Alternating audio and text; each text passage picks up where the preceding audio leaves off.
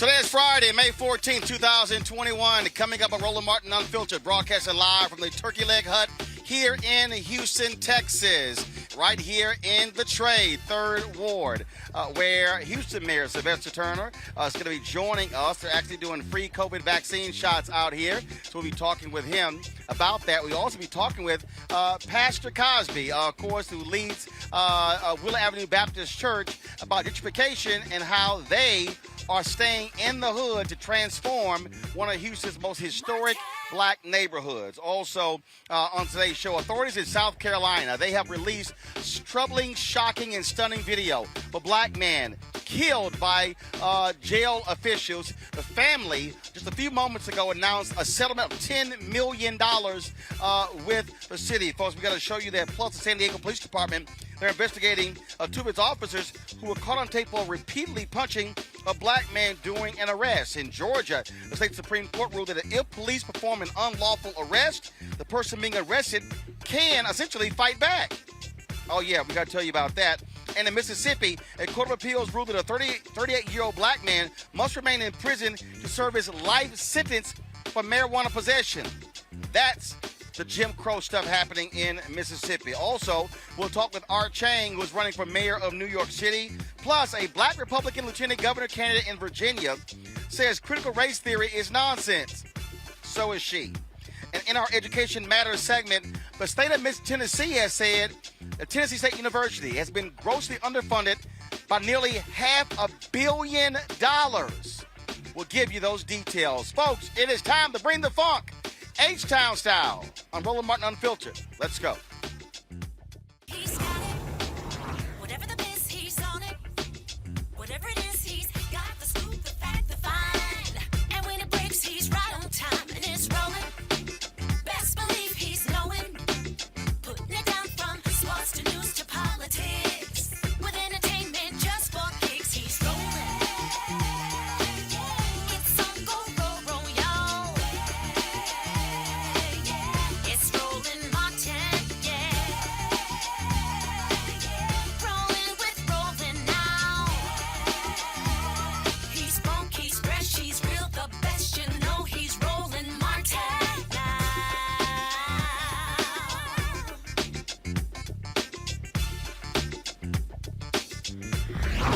Martin. Folks, we are in Houston, Texas, of course, right here at the world-famous Turkey Leg Hut restaurant. Folks, it is one of the hottest restaurants in the city of Houston. As Cora goes on down the sidewalk here, we are on Alameda Road here in Houston, Texas, the 3rd Ward, known as the Trade. You'll see how packed this restaurant is. It is always packed 7 days a week. We're broadcasting live from out here because the city of Houston, they're actually doing free COVID-19 vaccine shots. We're going to be joined by the mayor of Houston, my alpha brother, Sylvester Turner, in today's show, and so we're looking forward to that. We'll also be joined by Pastor Marcus Cosby, who leads the historic Wheeler Avenue Baptist Church here in 3rd Ward, talking about the transformation they are undergoing with their new facility and how they're doing things differently here in 3rd Ward as well. And so we've been here since Wednesday, and so certainly glad to see all of you here on Roland Martin Unfiltered. Yes, I'm wearing my Jack Yates High School hat. Jack Yates, of course, not far from here in the historic 3rd Ward here in Houston, Texas. A lot of stuff, folks, that we want to cover on today's show. But first, we're going to open in South Carolina, where officials there released video late last night of a young black man named Jamal Sutherland, who was viciously beaten and killed by jail officials. This took place January 5th, 2021. He experienced a mental crisis in the sheriff's department. He died in the Al Cannon Detention Center a few hours after being arrested for what? A misdemeanor assault charge. So last night, the Charleston County Sheriff's Office released this video footage. Folks, let me warn you right now, it is shocking, it is disturbing, and this has led to a settlement with this family that was announced moments ago. We carried this live on Roland Martin Unfiltered, a settlement of $10 million. And so I'm going to hold 5 more seconds. If you want to turn away, please do so. But this is absolutely, folks, disturbing video. Control room, play it. Get down on the ground. Get down, Sylvester.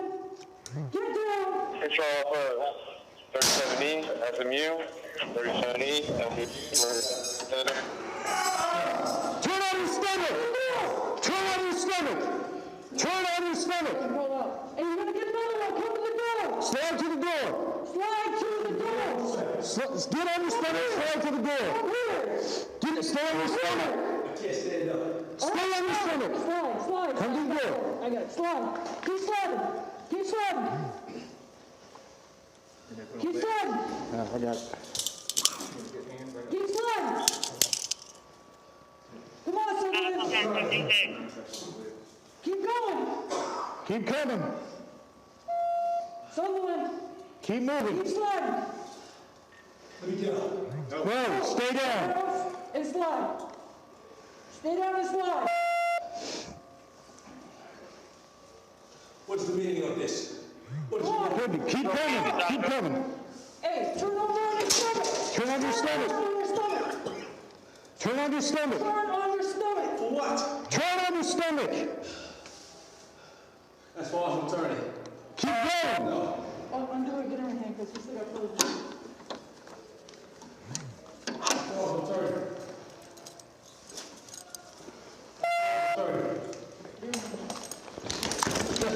Do not resist. I'm going to resist it all. Stop. You still got clothes in you. Loosen up. Loosen up. Officer. Hey.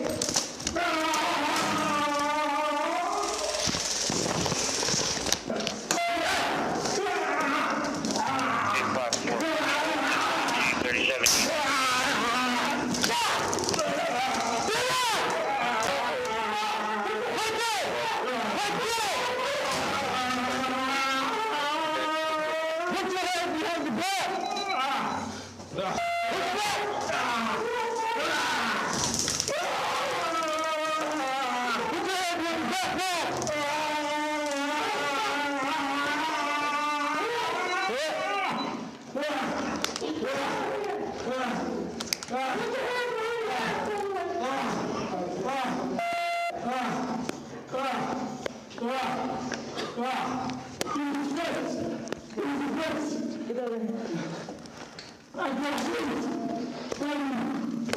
Put your hand behind your back now. Stop. Get cuffs on. Get another coat. Deputy Dawson, the Deputy Parade. Go ahead. Oh, wait a minute. Where's that one? The mayor of Charleston, South Carolina, Mayor Keith Summy, released a video Wednesday detailing the role that the Charleston Police Department played in the arrest of Sutherland. Watch this. It is with great sadness that I speak to you about the death of Jamal Sutherland.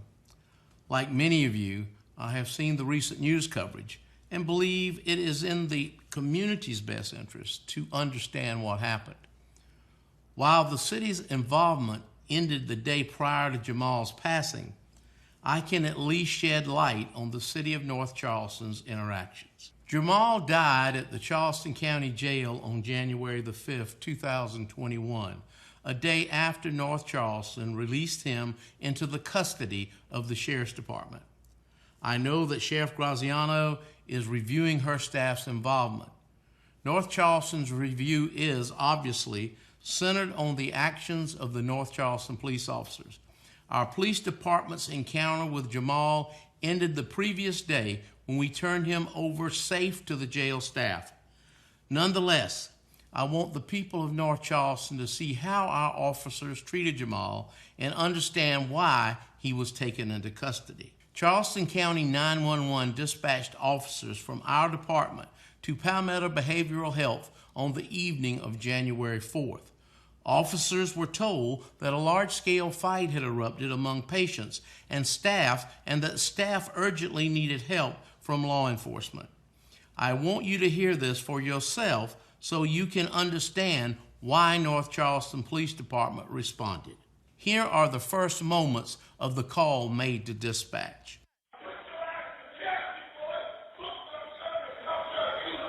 911. Hi.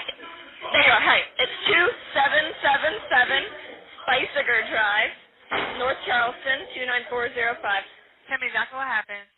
We have committed patients in the psychiatric hospital. One has assaulted several patients, and they're asking to press charges, and now he's trying to assault more people. In a later clip, you hear Palmetto staff report that people are in danger and hear the situation inside Palmetto start to deteriorate. Are you and anyone else in danger right now? Several people are in danger right now. Yes, ma'am.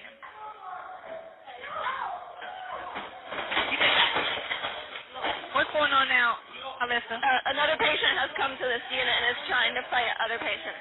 We need stat. We need help. Yes, ma'am. So it's 2 patients that's fighting right now? Several patients are fighting right now. Yes, ma'am. We do have a responder en route, okay? Shortly thereafter, the scene becomes even more chaotic. Yes, ma'am. Okay, so we've separated the 2 primary patients, but I don't know how long it will last. He's very big. Okay. We have about 8 staff trying to hold him back. Whoa! Okay, so he's assaulted a staff member now. He needs to go. Oh, he's assaulting another staff member. Get in! Help Philip! Help Philip! Please help Philip! We need, oh my God, please, we need help. He just beat the out of Philip. Hey, we need help over here if anybody can spare it. Anna, don't worry about it. See that. Philip, come back. Philip just got the kicked out of him. That's one of the staff members? Yeah, go outside and sit down right there. Philip, if you see the police, just wave them. They're taking 2 patients. They're taking at least both of these patients to jail. Yes, ma'am. How many people have been injured? Do you need 5 or 6, 7, 8, probably 10. We probably need EMS. Given the mass fight that had just occurred inside Palmetto, leaving Jamal at Palmetto or taking him to some other unsecured facility was not a safe option for patients or staff. North Charleston Police had a responsibility to deliver Jamal safely from Palmetto to the jail. That is exactly what they did. Prior to transporting Jamal to jail, our officers took the time to ask all the questions that you would want them to ask. They talked to Palmetto's behavioral staff to understand exactly what had happened. That Jamal guy tried to come across the unit, so we had a code with him.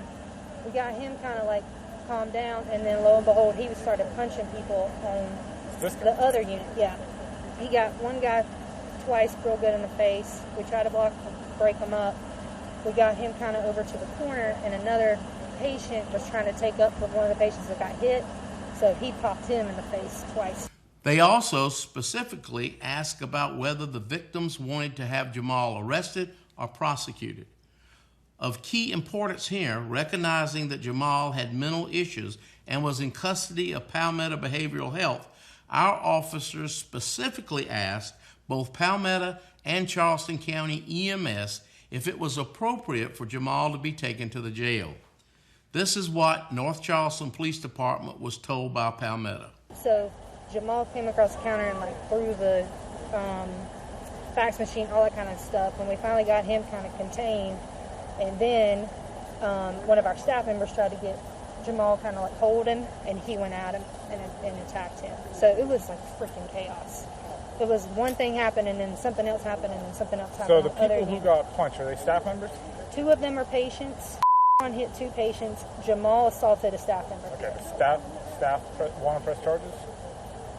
I think so. And we got to see the patients want to. 2 patients, and they're pretty adamant about wanting to press charges. So I can get their addresses for you if that's what you need. We need all their information, and we need to know. We need to talk to them. We need to make sure they want to press charges.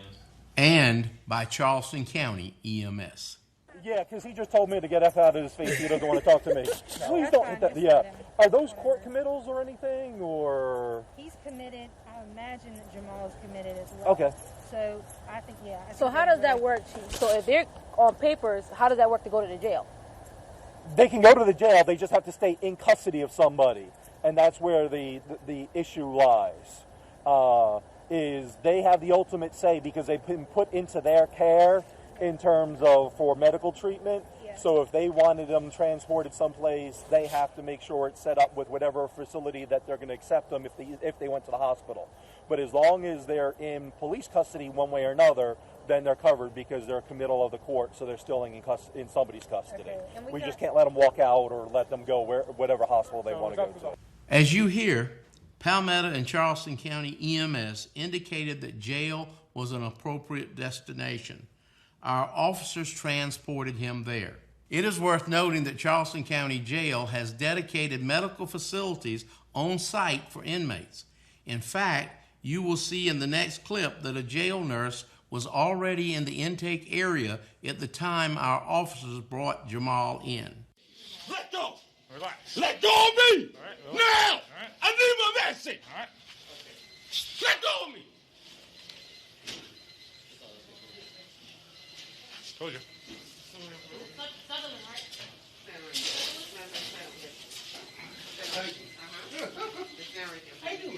I'm nobody's token but God, but the Illuminati is after me because I'm talented, something you not. That's why you working here. Stay against the wall. Thank you. It's a real serious matter. The elite been watching me. They probably flying over this fucking jail right now. You gotta stay by the wall, man. Please. Have fun. Thank you. You'll see that when our officers last had Jamal in sight, he was healthy and being accompanied by a nurse as he went into the jail.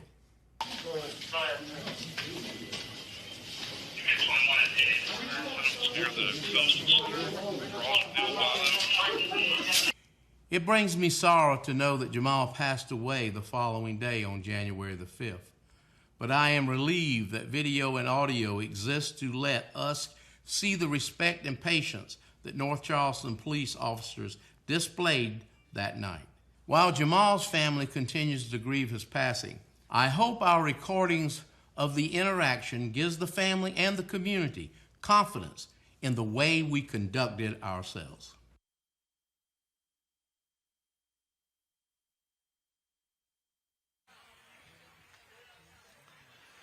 The family of Jamal Sutherland also made a public statement, and here's what they had to say with the release of last night's video. I'd like to thank the leadership in our state that have come out to help. I appreciate everyone. But what I want to say is that because of some things that are being put out, I feel like Jamal died yesterday. We were at a point where our hearts were content that Jamal was in heaven. But we have people now saying and doing things that they should not be doing because they're not aware of the situation. I'm going to tell you about my son, Jamal. Jamal was the second of our 3 kids. He was a man of God. We had a cousin of mine go in his room and she goes, why he has so many religious books? Because he wanted to learn about God. Mental illness does not give anybody the right to put their hands on my child. That's my child. I love my child. His brother and his fathers, they love Jamal. Jamal was good. I had 16 surgeries. Jamal never left my side. Even when he was going to the mental hospital, he wanted to make sure that his mom was all right. And I asked God to please have mercy on some of these people that are doing things that aren't right for a family that's grieving. Jamal's body is not an invitation for a circus. When you view these tapes, remember, he is a human being. He's not an animal. He was treated like one, but that's not who Jamal was. Jamal gave away everything he had. He would do anything for people. Jamal was a great, great, great son. He loved his father, and he told his father how much he loved him.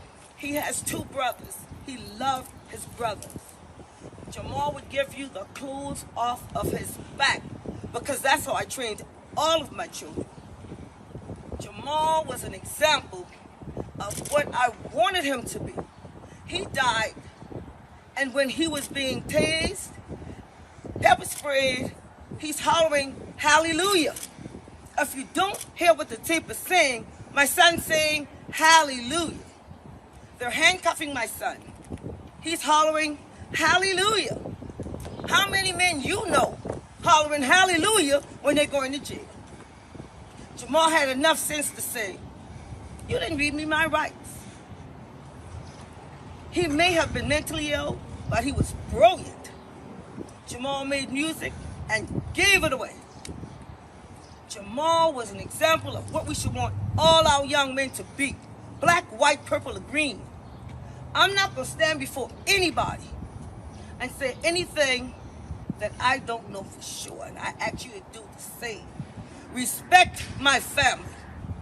Know that hurt has not gone away. It's still in us. We waited patiently. We waited for the tape to be released. People are saying that we didn't want to speak. I wanted to speak the day he died. But I can tell you something I didn't know. I did not know. Now that I know,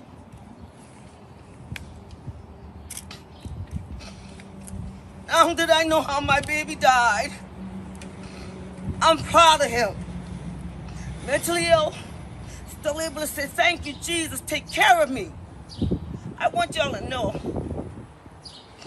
Jamal was a great man. He had faults like everybody else, but he was a great man.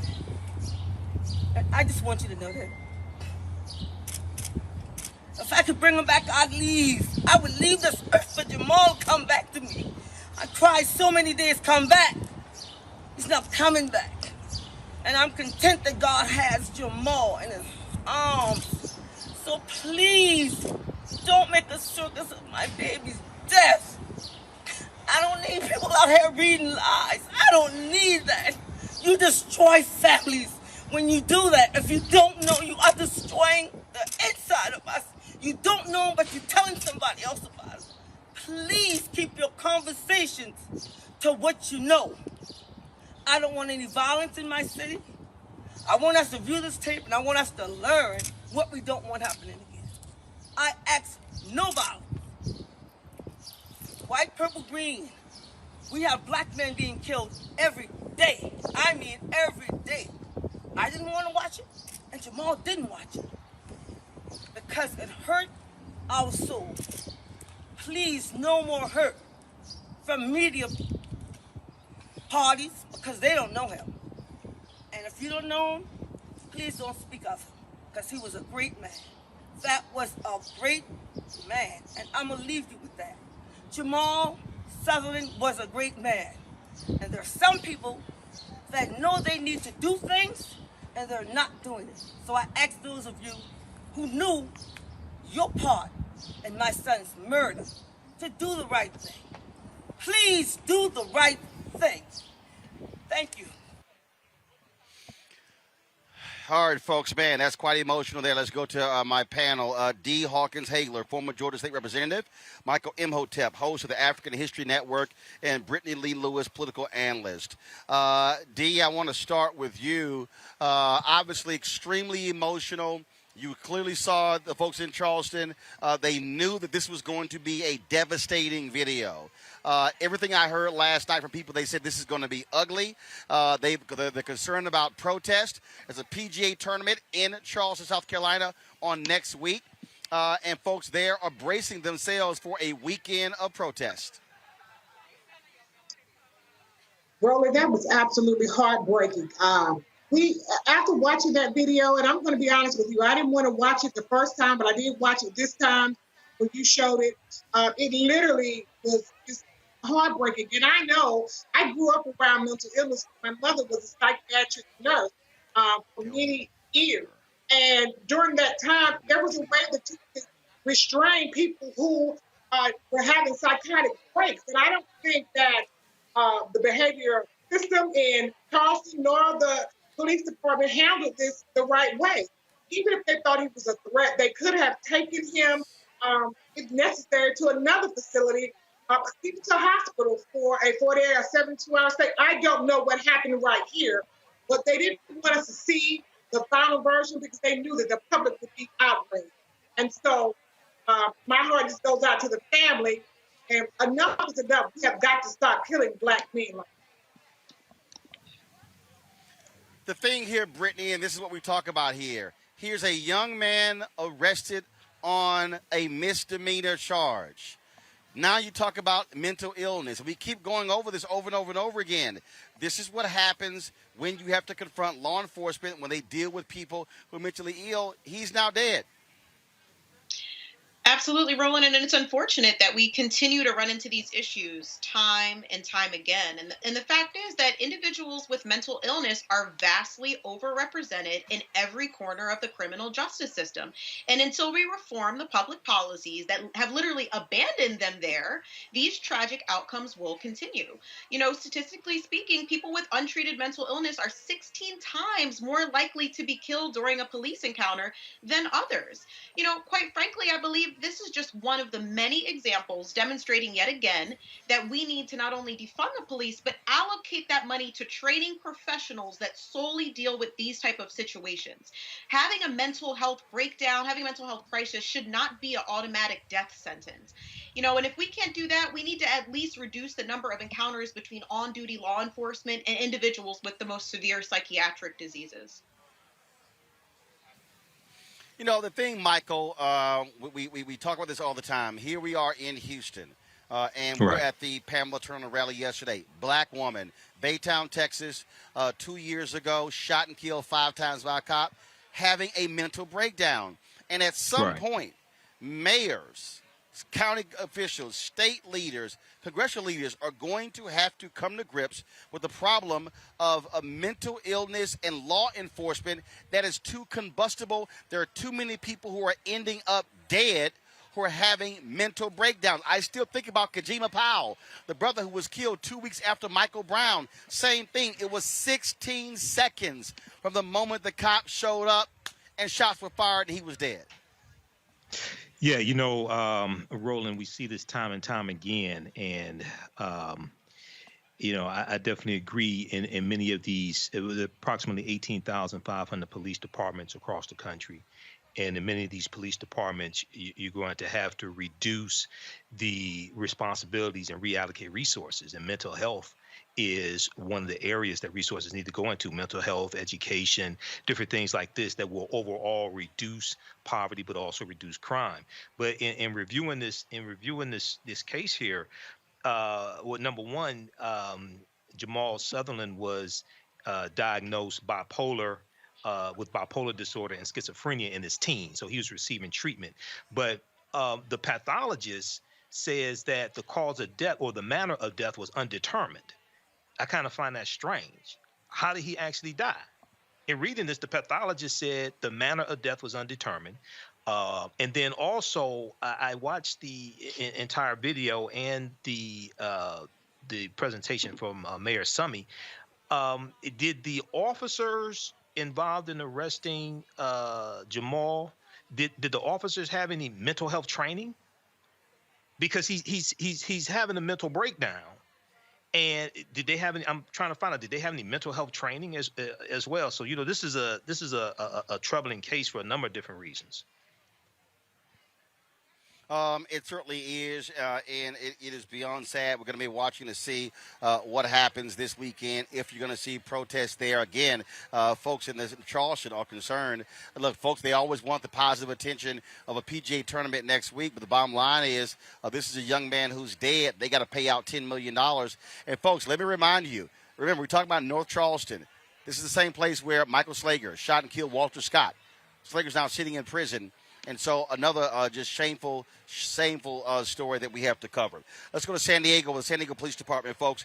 They have launched an internal investigation after video was shown of 2 officers repeatedly punching a black man during an arrest this week.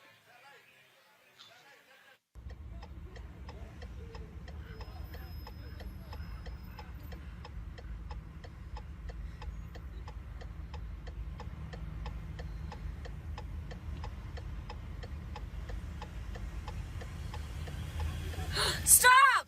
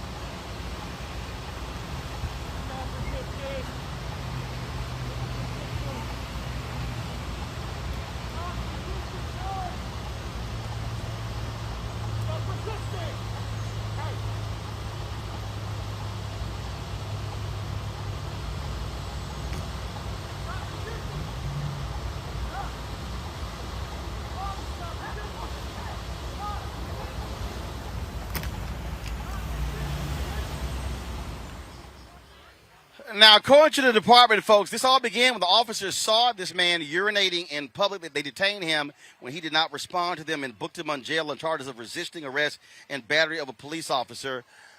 I mean, again, Brittany, see, this is the thing that every time we do one of these stories, the first thing you say is, how did it all start?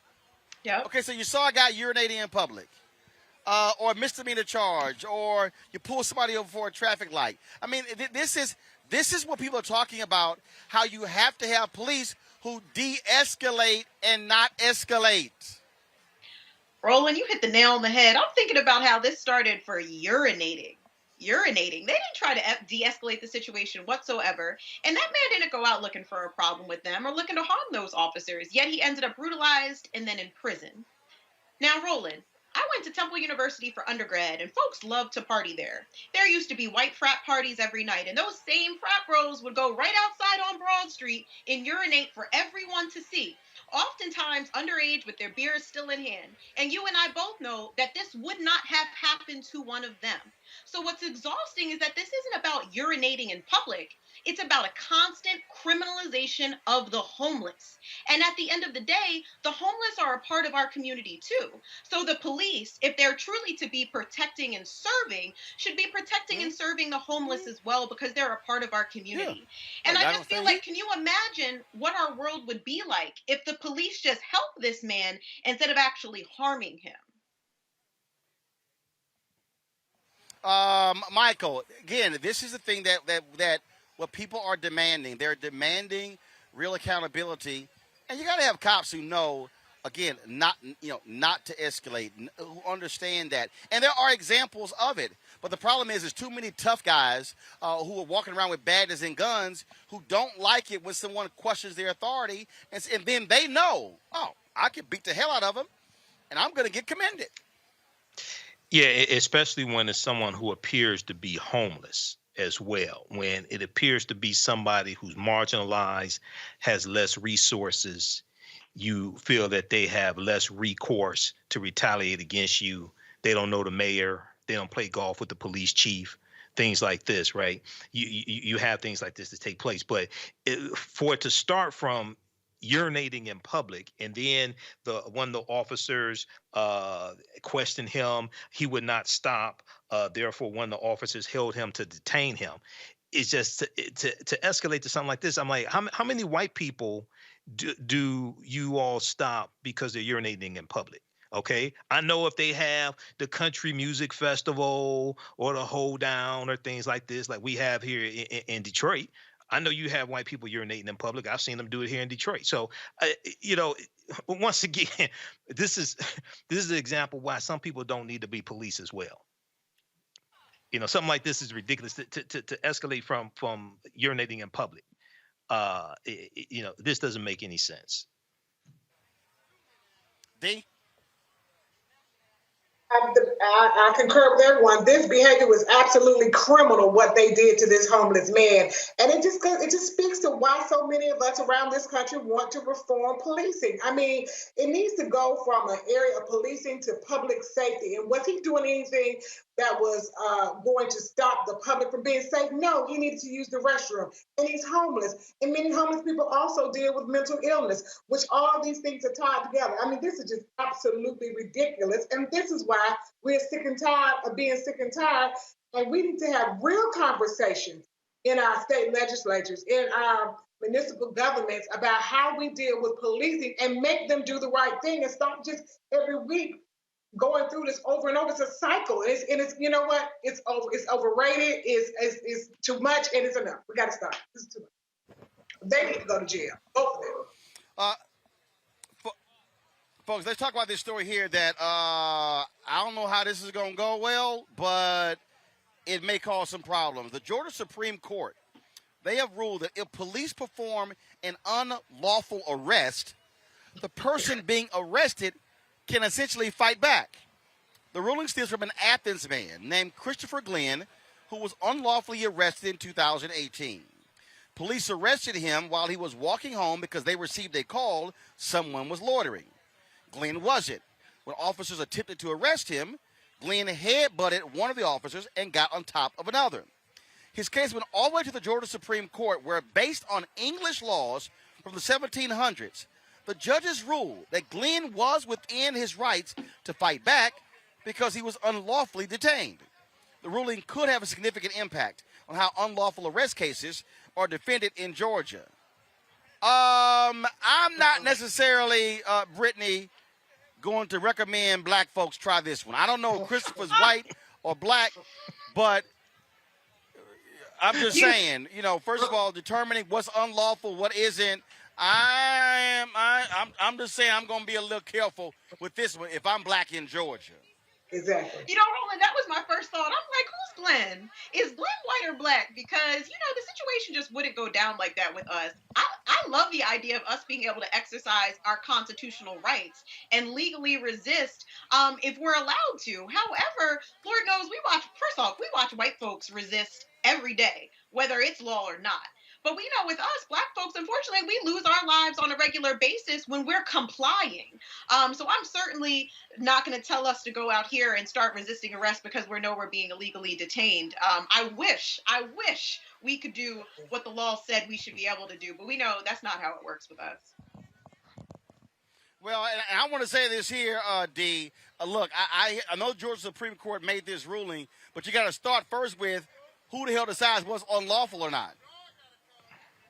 Exactly. And since I live in Georgia, I can assure you, if they try to arrest me, I'm going to go to jail and deal with it on the back end because they would kill my black behind. So I just need everybody not to pay that any attention. And now that it is being out in the public, I can assure you the Georgia General Assembly is going to go back in and rescind that law because they not want black people trying to resist being arrested. Watch what happens.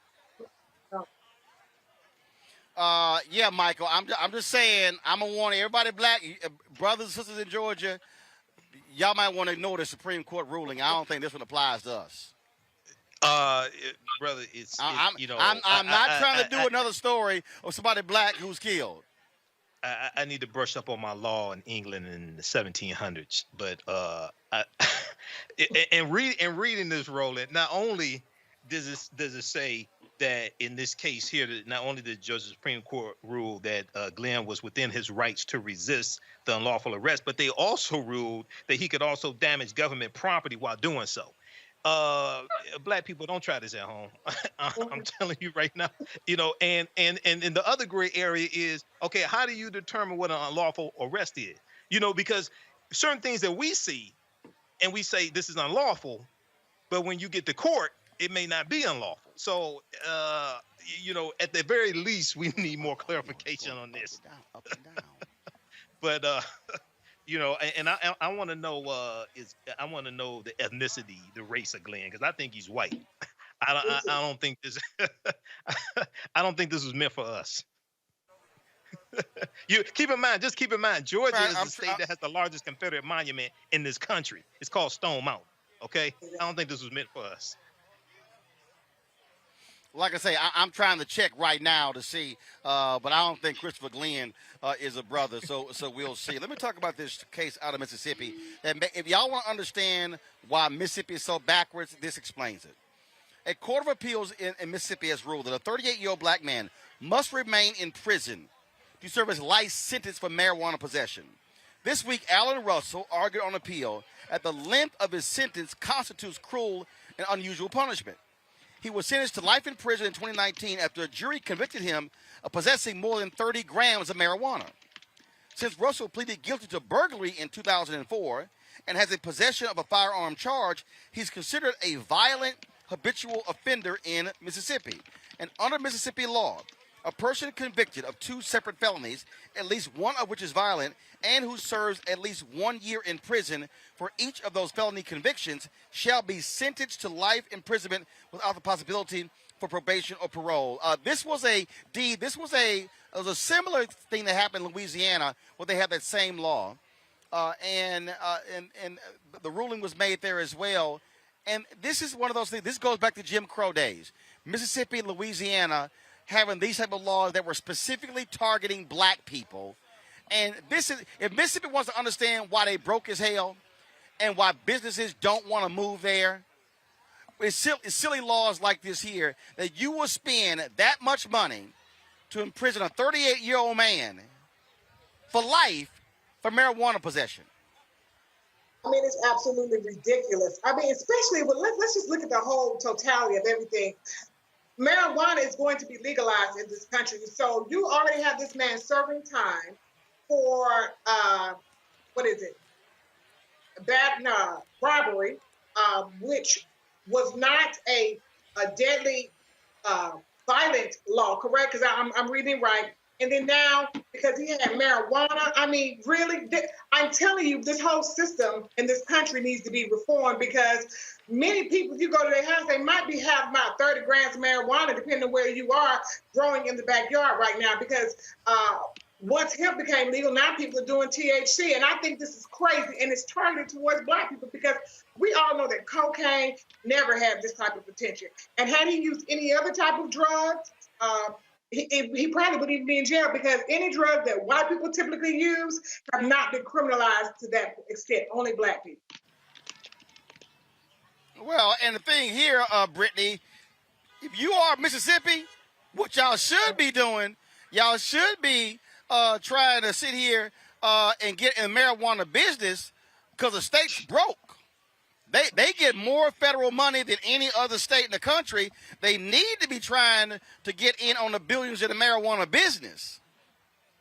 Absolutely, Roland. The Mississippi is ass backwards. I mean, when we think about this, I feel awful for this gentleman because, quite frankly, it is cruel and unusual punishment. And we know this law isn't about fairness. It's about power. And, marijuana is going to be made legal for everyone nationally. We have 16 states that have legalized recreational marijuana, and we have 36 states that have legalized it for medical use. We have dispensaries that are running like Apple stores, and we have white women on a daily basis talking about how they smoke their weed in order to help with their parenting duties at home regularly. So the simple fact that this man is looking at a life sentence over some marijuana charge and a burglary charge that he's already done time for is absolutely ridiculous and unfair. And I hope Mississippi gets its act together. Well, Michael, bottom line is here. Mississippi is a Jim Crow state. They just took the Confederate flag off of their state flag. Look, there are a lot of folks I love in Mississippi. I got lots of fans there, but it's a damn shame what continues to happen in that state.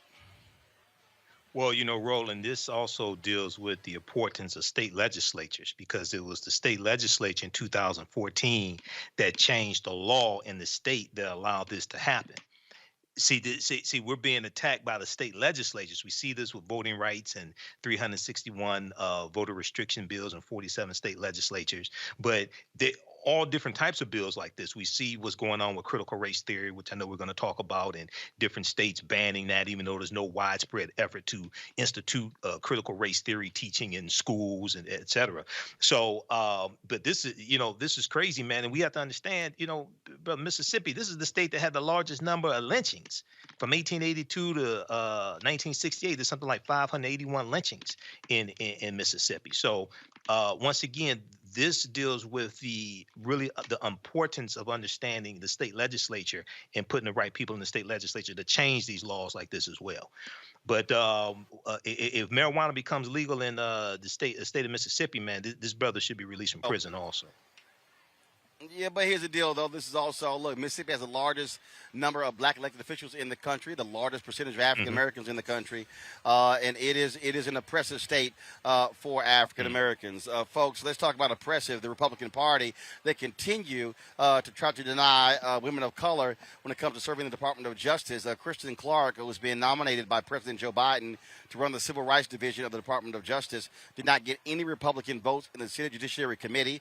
It went 11-11. It now goes onto the full floor. Senator Chuck Schumer, the Democrats, the majority leader, said is going to be advancing her nomination. If confirmed, she would be the first black woman ever to be confirmed for the position. No word on whether or not Senator Joe Manchin is going to vote for her, if any Republicans are going to vote for her as well.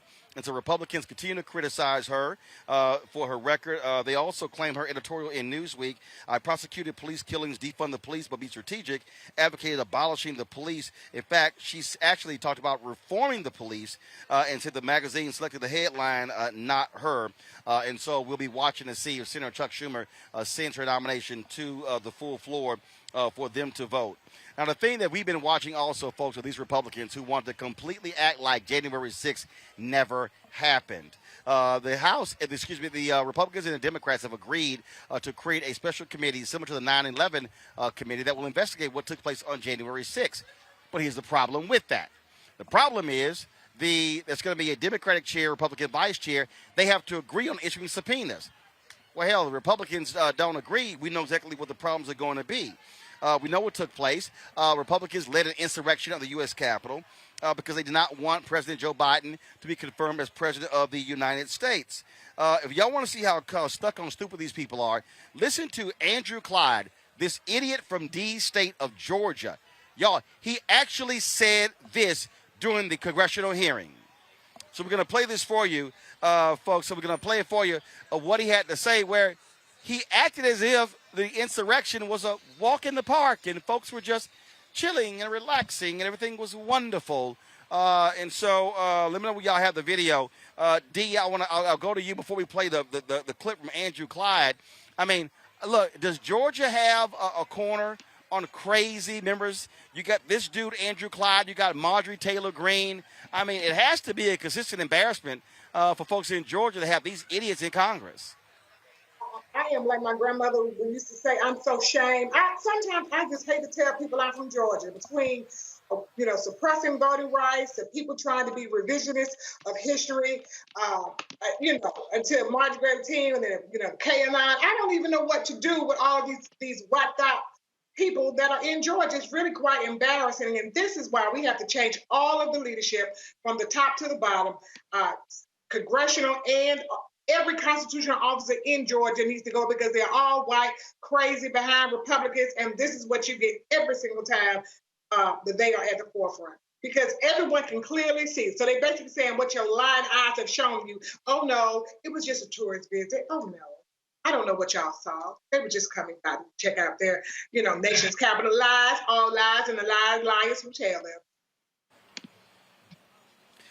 Again, I mean, look, we've been sitting here listening to these crazies, and they are indeed crazy. It makes no sense to me whatsoever to listen to how fanatical and silly these folks are. And like I say, this guy, Andrew Clyde, I mean, you talking about just shaking the head. And so we got the clip. Let's play it. It's called the Capitol insurrection. Let's be honest with the American people. It was not an insurrection, and we cannot call it that and be truthful. The Cambridge English Dictionary defines an insurrection as, and I quote, an organized attempt by a group of people to defeat their government and take control of their country, usually by violence. And then from the Century Dictionary, the act of rising against civil authority or governmental restraint, specifically the armed resistance of a number of persons to the power of the state. As one of the members who stayed in the Capitol and on the House floor, who with other Republican colleagues helped barricade the door until almost 3 p.m. that day from the mob who tried to enter, I can tell you the House floor was never breached and it was not an insurrection. This is the truth. There was an undisciplined mob. There were some rioters and some who committed acts of vandalism. But let me be clear, there was no insurrection, and to call it an insurrection, in my opinion, is a bold-faced lie. Watching the TV footage of those who entered the Capitol and walked through Statuary Hall showed people in an orderly fashion staying between the stanchions and ropes taking videos and pictures. You know, if you didn't know the TV footage was a video from January the 6th, you would actually think it was a normal tourist visit. There were no firearms confiscated from anyone who breached the Capitol. Also, the only shot fired on January the 6th was from a Capitol police officer who killed an unarmed protester, Ashley Babbitt, in what will probably eventually be determined to be a needless display of lethal force.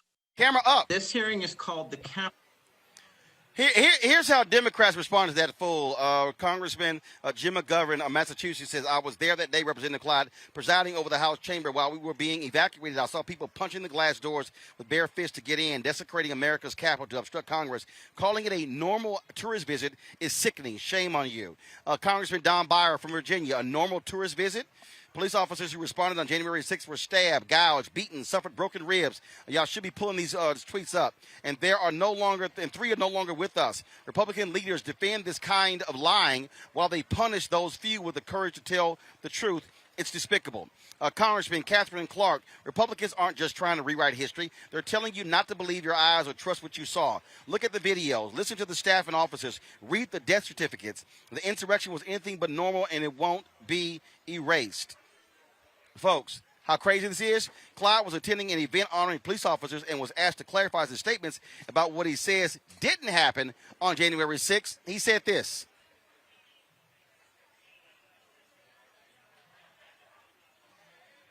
Okay, I don't know. We should have the soundbite there. Brittany, these folks are liars. I keep saying that if they're going to lie about this here, any Republican who lies about January 6th should be defeated in next year in 2022. You cannot trust any of these people in leadership. They need to be defeated. On a state level, federal level, they all should be voted out of office. Roland, we have to get them out because I don't know what in the cognitive dissonance is going on, but we all know what we saw. The insurrection on January 6th was on the front page of every newspaper worldwide because it was not just some normal tourist visit. That's not what makes international headlines. This was crazy. There was nooses. People were injured. Someone did die. Several folks have been indicted on serious federal charges. I mean, but you know what? I'm actually not surprised by Representative Clyburn's remarks, knowing that he was one of the 126 Republican members to contest the election results. That's his game. He also was one of the 12 Republicans in the House who voted against H.R. 1085 to award those congressional gold medals to the United States Capitol Police who protected the U.S. Capitol when it happened. So, I mean, he's got to stick to what he knows, or what he's pretending to know anyway. Look, it makes no sense to me, Michael. But again, these people, you cannot trust any of them in leadership. And for the folks who say voting doesn't matter, we got to vote every single one of these idiots out because they are acting as if what happened on January 6th was no big deal. And if that's the case, if they take control of the House by 2024, they will try to steal the election. That will happen. Absolutely, brother. You know, white supremacy is a powerful drug, Roland. You're dealing with the white nationalist party. This is exactly who they are. The hoods have come. All the hoods have come off. This is the white nationalist party, and there were approximately 140 police officers that were injured that day, January 6th, the day of the insurrection. So for Representative Andrew Clyde of Georgia, once again, Georgia has the largest Confederate monument in this country. Okay, for him to say that if you didn't know it was from January 6th, you think it was a normal tourist video. I would call it a terrorist video. You're close. It's not a tourist video. It looked like a terrorist video. Okay. And so this is another example why elections have consequences, and all these traitors have to be voted out of office, because if you look at the policies that they're advocating for, they're detrimental to African Americans and many non-white people. Okay, they're detrimental to us. You just look at about 30 of them they're trying to get 2 bills passed in the House of Representatives to target critical race theory and things like the 1619 Project. They unveiled that on Wednesday. Now they're going to be defeated in the House, luckily, because Democrats are in control. But what happens if Republicans win in the House in the 2022 midterm election? So yeah, brother, we're dealing with the crazies. This is the QAnon white nationalist party. We're dealing with the crazies. And that's why folks absolutely have to vote. Panel, I certainly appreciate it. Thank you so very much for joining us today. Dee Dee, Brittany, and Michael, thank you so very much. Folks, got to go to commercial break. When we come back, we're going to be chatting with this man right here. He is the mayor of the city of Houston. He is going to be joining us next. We'll also be talking with a mayoral candidate out of New York City, Art Chang. He'll be joining us as well. We are broadcasting live from Houston, Texas, here at the Turkey Leg Hut. It is jam-packed as always, and so this is Roland Martin Unfiltered. Always glad to be back home in H-Town, and we'll bring it to you folks. We'll be back in a moment.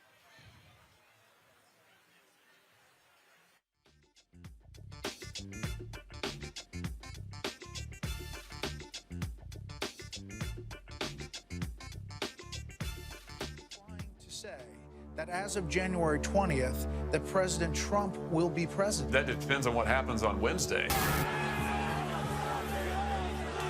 President Trump won this election. Do you think the election was stolen? Absolutely. At this point, we do not know who has prevailed in the election. This fraud was systemic, and I dare say it was effective. This is a contested election. President Trump won by a landslide. Move them this way! The outcome of our presidential election was seized from the hands of voters. We have to make sure that they look into what has been the theft of this presidential election. Joe Biden lost and President Trump won. Whatever happens to President Trump, he is still the elected president. I would love to see this election overturned. No one believes that this guy got 80 million votes. It doesn't feel right. It doesn't look right. No ragtag group of liberal activists will be allowed to steal this election. The president wasn't defeated by huge numbers. In fact, he may not have been defeated at all. Over the next 10 days, we get to see the ballots that are fraudulent, and if we're wrong, we will be made fools of. Black women are fierce, brilliant, courageous, dope.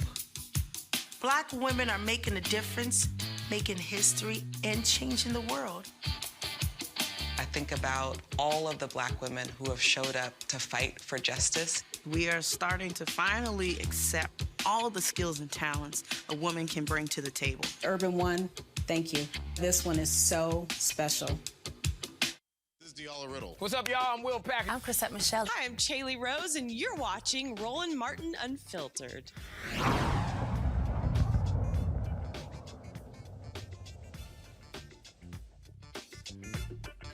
All y'all, we're here at the Turkey Leg Hut, and so we're back live. We were taking a photo here first, so my brother Reginald stepped over here. Then we were taking a picture of the mayor. He's an alpha.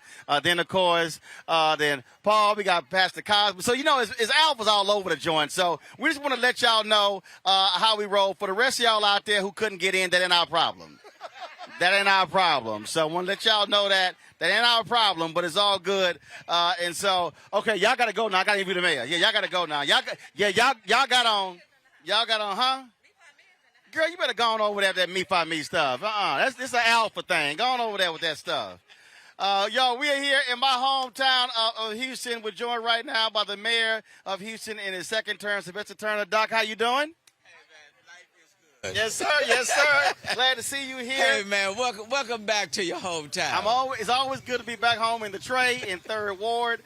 We're here, and so we were trying to get you on Wednesday, and then when Mary said, hey, y'all were going to be here doing COVID vaccine shots, man. I said, well, let's go ahead and do the show here. Look, we brought the mobile unit to where the traffic is, and instead of the big setups where you have a lot of staff there waiting for people to come, we decided to come to the turkey leg hut where there's plenty of traffic, make it real accessible to people. People are getting vaccinated. You bring it to them to where they are. And then, quite frankly, their peers help to encourage people to get vaccinated. Well, see, this is about to trip you out. So my company, we've actually put in proposals with several states. Texas was one of them, Maryland. We were trying to tell HHS, we were trying to tell others as well, this is how to do it. And, they kept sitting here, doing what they normally did. And we were like, folks, I'm trying to tell y'all. It works. I said, we can do, like, this literal setup, we should explain them.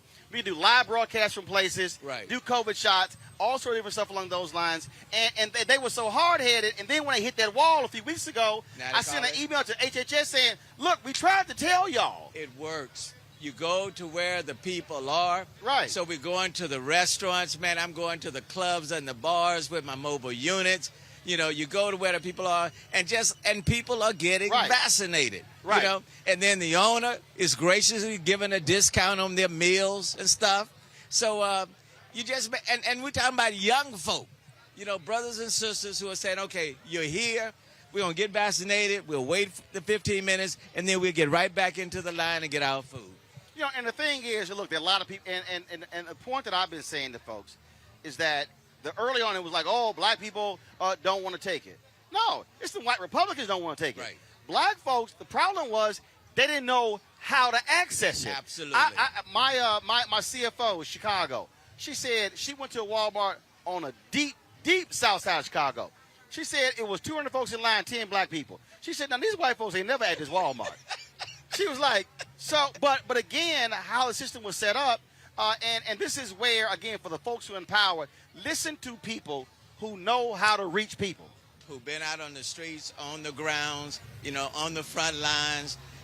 Look, you're being here, you're attracting folk already here. And people say, hey, this is cool. Y'all coming out, y'all coming to where we are. We like that. We like that.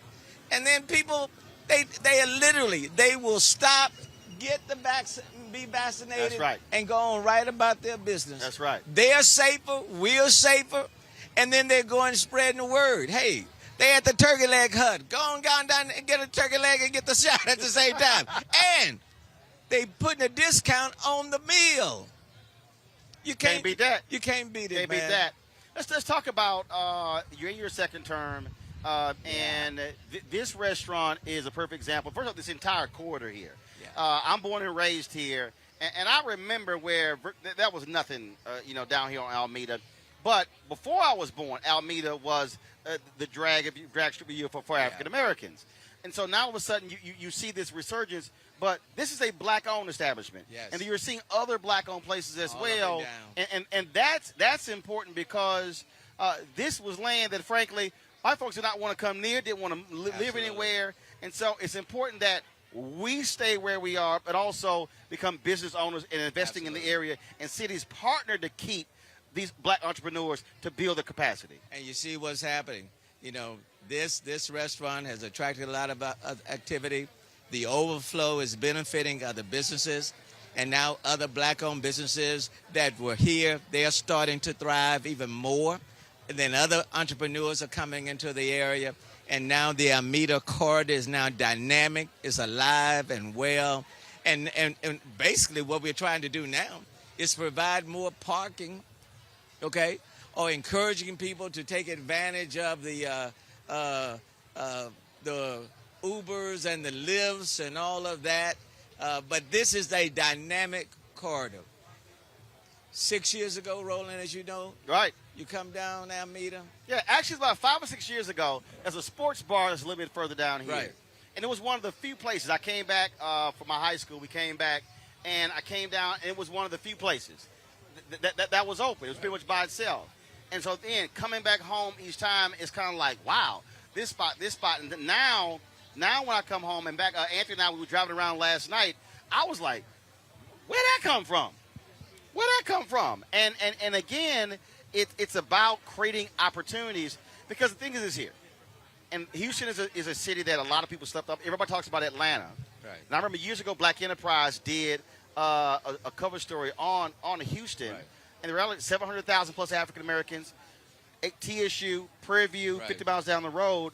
And so black folks grow up here, go to college here, stay home here. Now you have multi-generations building the city. And I'm glad you brought that up, because, I just want the rest of the world to know, and the business community to know, there are more black folk right here in the city of Houston than in Atlanta.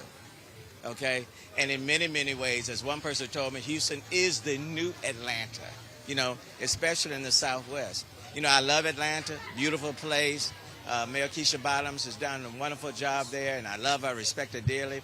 But I also want people to know that when it comes to investing, you need to come and take a look at the city of Houston. This is the most diverse city in the United States, and things are happening, positive things are happening in this city. And not just on Alameda, but we are trying to replicate this model in other parts of the city as well. On the north side, on the northeast area, there used to be on Jensen. Jensen, one point in time in northeast, was thriving. Yep. We're working to bring that back. The same thing with West Montgomery and Little York on the northwest side in Acres Home, my part of town, so to speak. We're working to bring it back.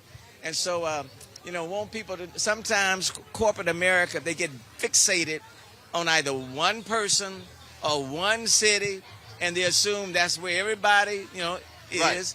But look, there are opportunities all over the country. And that's one of the messages that I'm trying to carry forward as now the president of African American Mayors Association. Look at the different cities around the country and invest in these cities, large and small, and you'll see the potential that can flow from it. Let's talk about that. We talk about the Black Mayors Association. There was a name change. There was a reorganization. Yeah. That was a shift. And the thing that there's so much attention that's on Congress, President Joe Biden, Vice President Kamala Harris. Right. But what people don't understand, the ability of mayors and city councils to directly control dollars, to be able to create the economic opportunities, to transform neighborhoods and cities, that's really where the power is. We're the engines. We're the engines of the state. We're the engine of the country. And mayors are front and center. We're on the front line. When it comes to minority women business opportunities, we are the ones that are dispersing those dollars.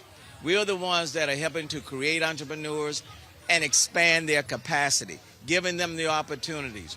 When the monies are flowing directly, let's say from the federal level, directly to the cities, we are making sure that they get that, to go that last mile of the way. And oftentimes when the Fed, and I've said this to congresspersons, when you send money to the state, and then you expect it to come down, oftentimes it doesn't come down. Especially, let's just go ahead and say it. And like the state of Texas. And you serve in the Texas legislature. The reality is where you have these states, where you have Republicans who are controlling these states, and look, the money is not coming to the city. It's not getting here. And in fact, we see what's happening where in Austin, and the same thing happened in Georgia, where they pass a bill, first, which kills me, they love talking about local control and small government, but they want to pass a bill telling you how to spend your money when it comes to police department. In the state I'm sorry. That's crazy. I thought they believed in local control. Only when they are in control. Okay? It's local only when they are in control. When they lose control, it's no longer state. It's no longer local control. It's the state trying to preempt local control. And I'll say it. They're targeting also black-run cities. And that is true. No, and I'll say it as well, because those are the realities. And you really have to speak truth to the situation. So I'm not trying to color code anything or be nuanced. In many of the cities that are being run by people of color, now people at the state level are doing everything they can to preempt, to control the flow of the dollars, to run your departments, run your police department, run my public works department, taking over our assets, and then trying to direct those dollars, back up to the state level. and trying to bankrupt. And then they take the position where you see what's happening. They don't know how to run their cities. Well, right. If you are controlling the flow of the dollars and trying to preempt and take over our ability to run our cities, then what do you expect to do? In fact, the Republicans in Georgia, they have been they have been wanting to take over the control of the airport for a long time because I'll say the white folks in Georgia are still mad at Maynard Jackson for what he did, because using that airport became the economic engine that created economic opportunities for black folks. And they still are trying, and that's where I keep arguing. And I got people out there that I was talking about, man, you keep talking about voting. I'm sitting here saying you can't talk about change our community, change our neighborhoods, let's have economic development, let's redevelop if you don't control the policy. And that is very true. It ain't gonna happen. It's a non secular. And Maynard Jackson is one of my role models. Somebody who said, look, until you integrate the dollars, these planes are not moving off this. It's not going to happen. He said tumbleweeds will be rolling down the runways. And then the change came about. And so mayors today are still looking at how Maynard Jackson ran Atlanta and the change that came about. And now, it's all happening on our watch, and we have the responsibility to do the same thing. And that is to make sure that the dollars that are flowing through our city are done so where it's fully integrated, where the diversity of our cities is reflected through the economic interest that's taking place in our city. Last question for you, sure. And that is this here. You're dealing with voter suppression in this state, the whole battle. And there's somebody who's watching. They're like, okay, man, I hear all of that. Look into that camera there and talk to that brother or sister to explain to them why every time they vote in that school board, city council, county commission, state rep, state race matters, but also why you need to see them coming down to City Hall after the election. Well, let me tell you, elections matter, and who you elect matters.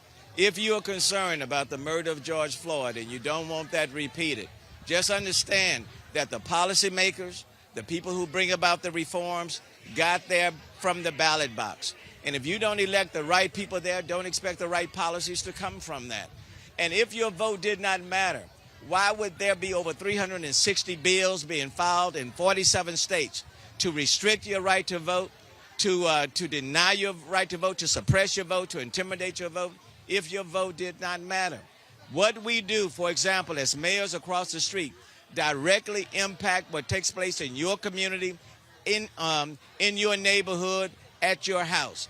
And so it's important for you, after you cast your vote, to vote in the elections, it's also important for you to show up at City Hall to lend your support. Look, the voting process is 24/7. It's not just one day or 2 weeks. It's 24/7, 365 days of the week. And if you want the change, you got to be the change that you want to see. Man, Sylvester Turner, well-spoken. Thanks, my man. alpha brother, my Church Without Walls church member. Love you, man. I appreciate it, sir. I was glad to be back home. Look, I want you to stay here. Well, I want to come back home. In fact, one of my colleagues, she was talking about y'all were trying to do some initiative utilizing tax incentives to do media stuff. And she called me and she said, Roland, they're trying to do that something. She said, what you think about it? I said, oh yeah, I'll think about it. I said, I'll think about moving New Vision Media home. We want you to stay. The goal, man, I've got 2.5 years to go. And we're going to work all the way to the end. But the point is to create opportunities in this city that can benefit not only the people in this city, but quite frankly, even beyond this city. And it's not about being an incrementalist. And I tell anybody, if I wanted to be an incrementalist as the mayor, I may as well go home. You do a little bit and nobody sees the little bit that you do. This is an opportunity. This is a time when you have to be transformational in your leadership. You do have to be bold in your leadership. And you can't be afraid to speak the truth no matter who it may offend. All right. Keep swinging, my brother. All right, man. I appreciate it. Thank Thanks you. a bunch. Good to see you. All right. Hey, Take folks, care. got to go to commercial break. We come back. We're going to talk with Art Chang, who's running for mayor of New York City. We'll also talk about HBCU funding in Tennessee. They've been shorting Tennessee State nearly $500 million. We'll discuss it. We'll talk with a state rep there. Also, Marcus Cosby, pastor of Willow Avenue Baptist Church, who's doing some amazing things, keeping them in the hood. We're going to talk to him. Also, Cora Coleman, drummer for Beyonce and Prince. I'm going to chat with her as well as a brother who owns the Turkey Leg Hut. Y'all, we got a jam-packed show for you in the second half of Roland Martin Unfiltered. I'm here at my hometown. I'll be back in a moment.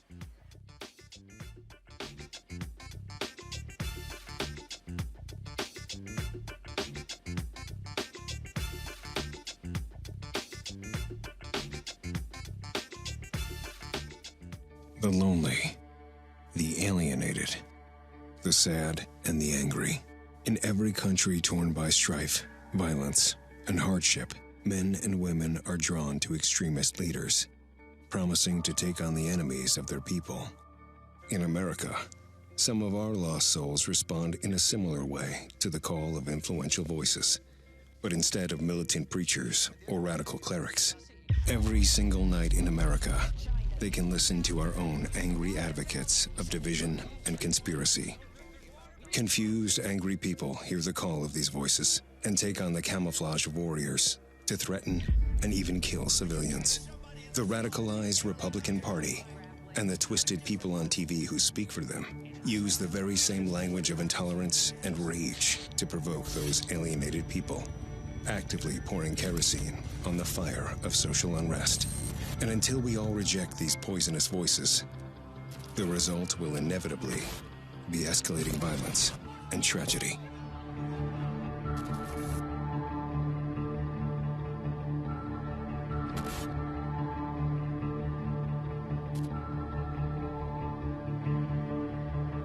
Black TV does matter, dang it.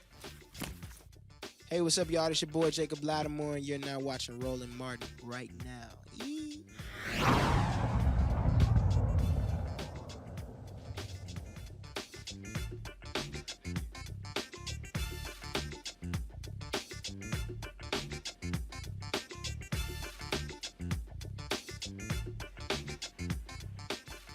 Y'all, that food looks absolutely fantastic. Trust me, they're going to be bringing my plate over in just a second here. And so I'm looking forward to having that smoked turkey. All right, folks, they're about to have a news conference with the mayor right here, but I'm going to be asking some questions. And so control room, the way we're going to do this whole thing, y'all just simply, when I toss to the guest, just kill my audio. We talked to Mayor Sylvester Turner. Art Chang is trying to become the next mayor of New York City. We've already had a couple of candidates on. He joins us right now. Art, how you doing? I'm doing great. Thank you so much. By the way, that turkey looks amazing. First of all, but I can only come here one time when I come home because it destroys any meal plan that you are on. And so glad to have you here. Art, first and foremost, it's a huge group of people who are running for mayor of New York City. How do you break through? Well, let's explain what the job of the mayor is. I mean, I think that's a really critical piece here that no one's really talking about. I mean, New York City is one of the most important places in the entire world. Its economy alone would put it in the top 15 of all countries if New York City were a country. The budget for the city is larger than all but 4 states. If New York City were a corporation, we'd be in the top 35 by budget, and we'd be in the top 15 by the number of employees. New York City is incredibly important. And so who do you want to actually manage this, right? Is it someone who actually knows city government? Yes, you do, and that would be me.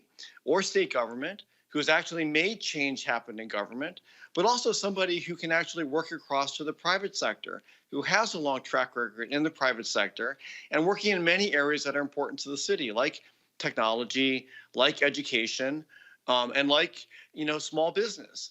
And I think I'm very uniquely positioned among all those areas.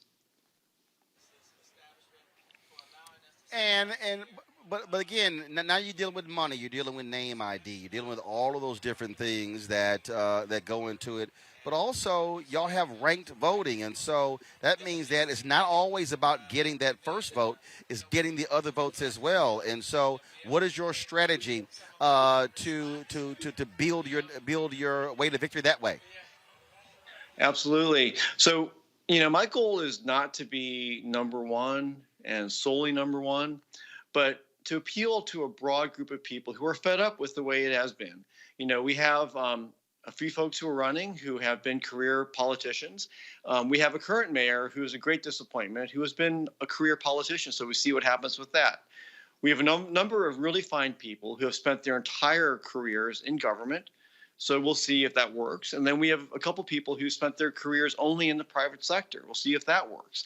So there's a chance here not to be the number one person, to be the big man, but to actually be the person who is ranked number 2 or 3 across as many RCV ballots as possible. And that's really the path to victory. And I think there's a very clear lane for me. Undecided New York City voters, depending on the poll, are from 25 to 50% of all voters, which say to me that they are dissatisfied with the current choices. Last question for you, Art. Look, you got about 6 weeks. Yes. Weeks. And so, how are you going to be pushing in these 6 weeks to get to as many sectors as possible? But specifically, what are you going to say to African American voters why you should be their pick? Well, I'm obviously not African American, but the one thing I am is I have an unusual story. I was born in Jim Crow Atlanta in 1963, at a time when Asian immigration was illegal. I moved to Akron, Ohio, to an all-white school district where I felt racism on the street, and I grew up in a domestic violence household. I lived with the civil rights movement. The civil rights movement is what enabled Asians to become citizens in this country, to forge a path forward, to watch what happened, and to follow in the footsteps of great Black people, great Black leaders who practiced, peaceful disobedience, and protested and found political power and forged a path to make a difference, not just for themselves, but for everybody else. Because we know the civil rights movement didn't just enable Asians to immigrate to the U.S. The civil rights movement also paved the way for women's equality and gender equality. It is a basis upon which equality is formed in this country. In my own experience, I've lived in New York City since 1985. I've lived my entire time here in Brooklyn for all but 2 years. And I am very, very familiar with all the communities that Black people live in the city. And I'm very familiar with hardship. I've been through that hardship with racism and violence. But I've also been through that hardship just in the life that I've had here in New York. I know the feeling of not being able to pay the rent, of not having enough money for food, of losing everything and having to lift myself up off the ground. And that's what we have to do here over and over again. And I bring a unique set of tools from technology and business and tech and technology with the goal to restore equity for everybody. I'm the only candidate here who has actually started multiple small businesses in this city. And so when I know what the importance of economic growth and the connection to education is, for everybody here in this city. All right, Art Chang, we certainly appreciate it. Thank you so very much for joining us here on Roland Martin Unfiltered. Good luck. Hey, thank you so much for having me. All right, then. Thank you very much, sir. Folks, let's talk about HBCU funding. A committee in Tennessee has determined that there is massive underfunding of Tennessee State. We're talking about to the tunes of upwards of $500 million.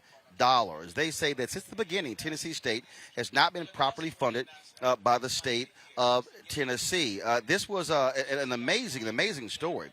And this is what they say. When Tennessee State was funded, it was a land-grant institution requiring the state to match the federal money sent to the school every year. But the state has failed to do so since the 1950s. A legislative committee estimated that Tennessee State has lost anywhere from $150 million to $544 million. That's $500 million We, of course, you just recently had the out of Maryland, where the state allocated $500 plus million to the 4 HBCUs. The Mississippi case, which attorney Alvin Chambliss won, same thing. The funding that was to more than $200 million. But this shows you what is going on in these states, how black folks have been shortchanged. Joining us right now is State Representative Harold Love of Nashville, Tennessee. Representative Love, how you doing? Doing well, Brother Martin. Thank you for having me on tonight. Man, what does that say? I mean, and I see this is here. You've had Tennessee State trying to sit here and do the job, having to compete against the University of Tennessee and others, and here they are, never being properly funded. This is an abomination. Sure, and what I want the viewers to understand also is this: not only did Tennessee State not get that $544 million, but every time that the state of Tennessee did not make that match, Tennessee State had to find the funds from reserve funds to make that match, which meant that Tennessee State could not properly maintain its buildings. Tennessee State could not properly provide scholarships for students. Tennessee State could not properly provide salary increases for its faculty. And Tennessee State could not properly put money into its endowment. So it's not just a loss of $544 million from the state, but also that $544 million came from Tennessee State having to do fundraising and put out of its reserves to make that match. So what happens now? Will the state fix this problem? Here's the blessing in this. Tennessee State is in my district. I'm a TSU graduate. My father was in the legislature from 1968 to 1994 and started this study in 1970. And so we really picked up where he left off. And now we have 2 more meetings of this committee that I'm chairing, which is going to allow us to put together a plan to get this $544 million to increase academic programs, to repair infrastructure that's been damaged, to provide money for scholarships for students, and also to look at increasing faculty pay. And so, Roland, this will really allow us to put together a 10-year plan. And that's why I really like what the state of Maryland did with the legislature, because they gave us a model for how to start this repayment process. Well, I'll tell you, I have been covering these issues for a number of years. In fact, yesterday, and I will be more than happy to connect you with him.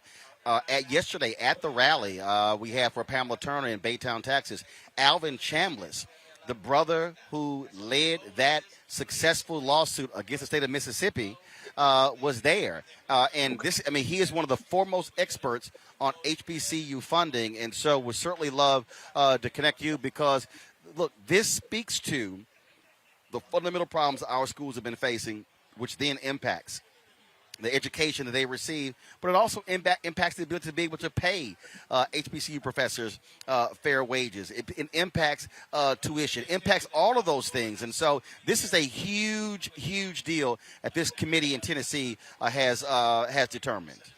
Yes, I would love for you to connect us because, to your point, there are at least 18 other land-grant HBCUs that are probably enduring the same problem where they have not had their state match.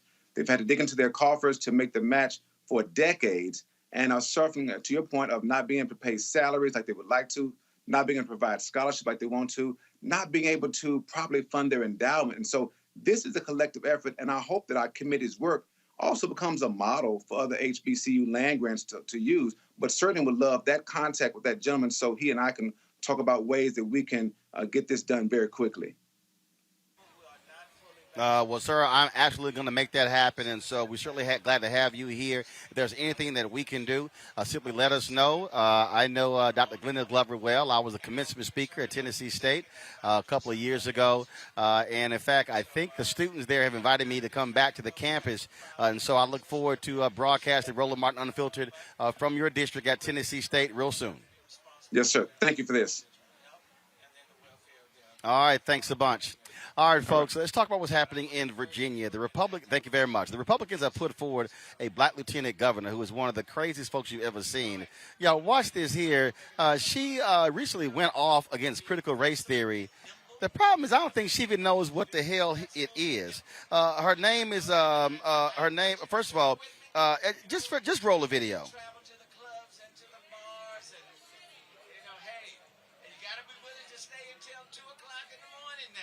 Do y'all have the video?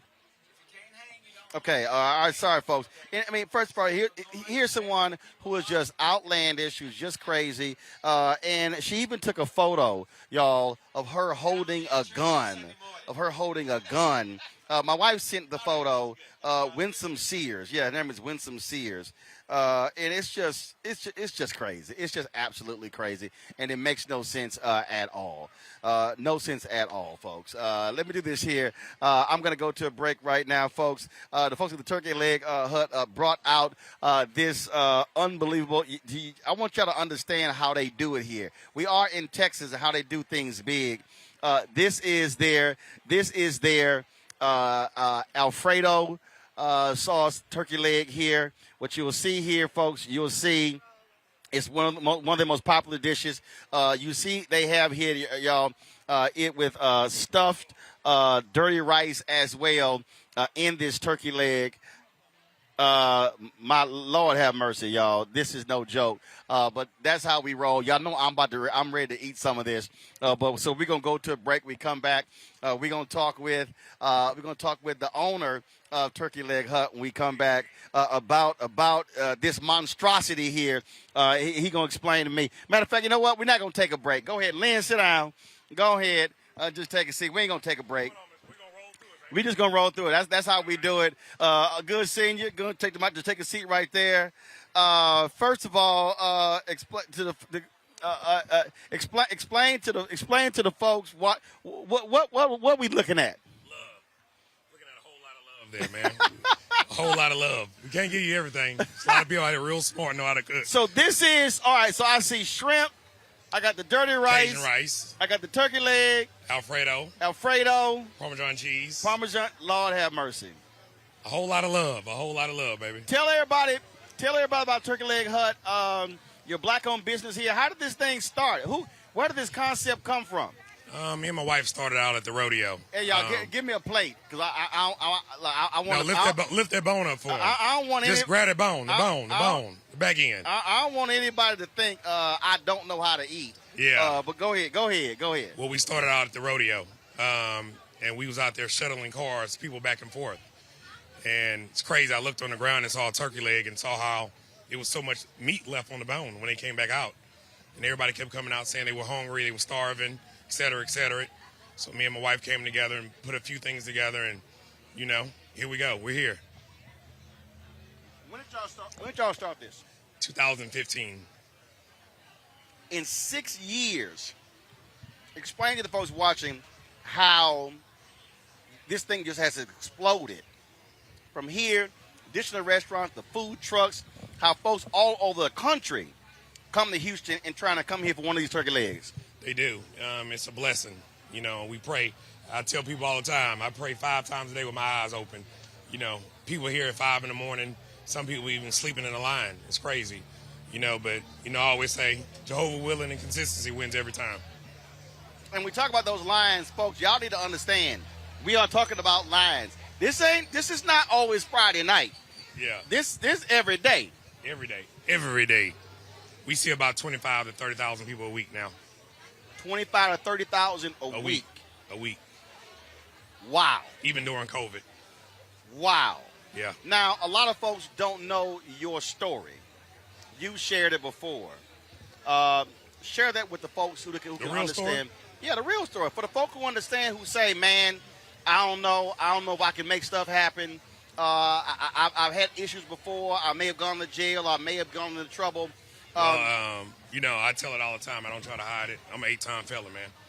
My wife held it down for me while I was gone. I went to the federal penitentiary for something that came up on pass out the blue. While we was in the field, it came back and snuck up on me.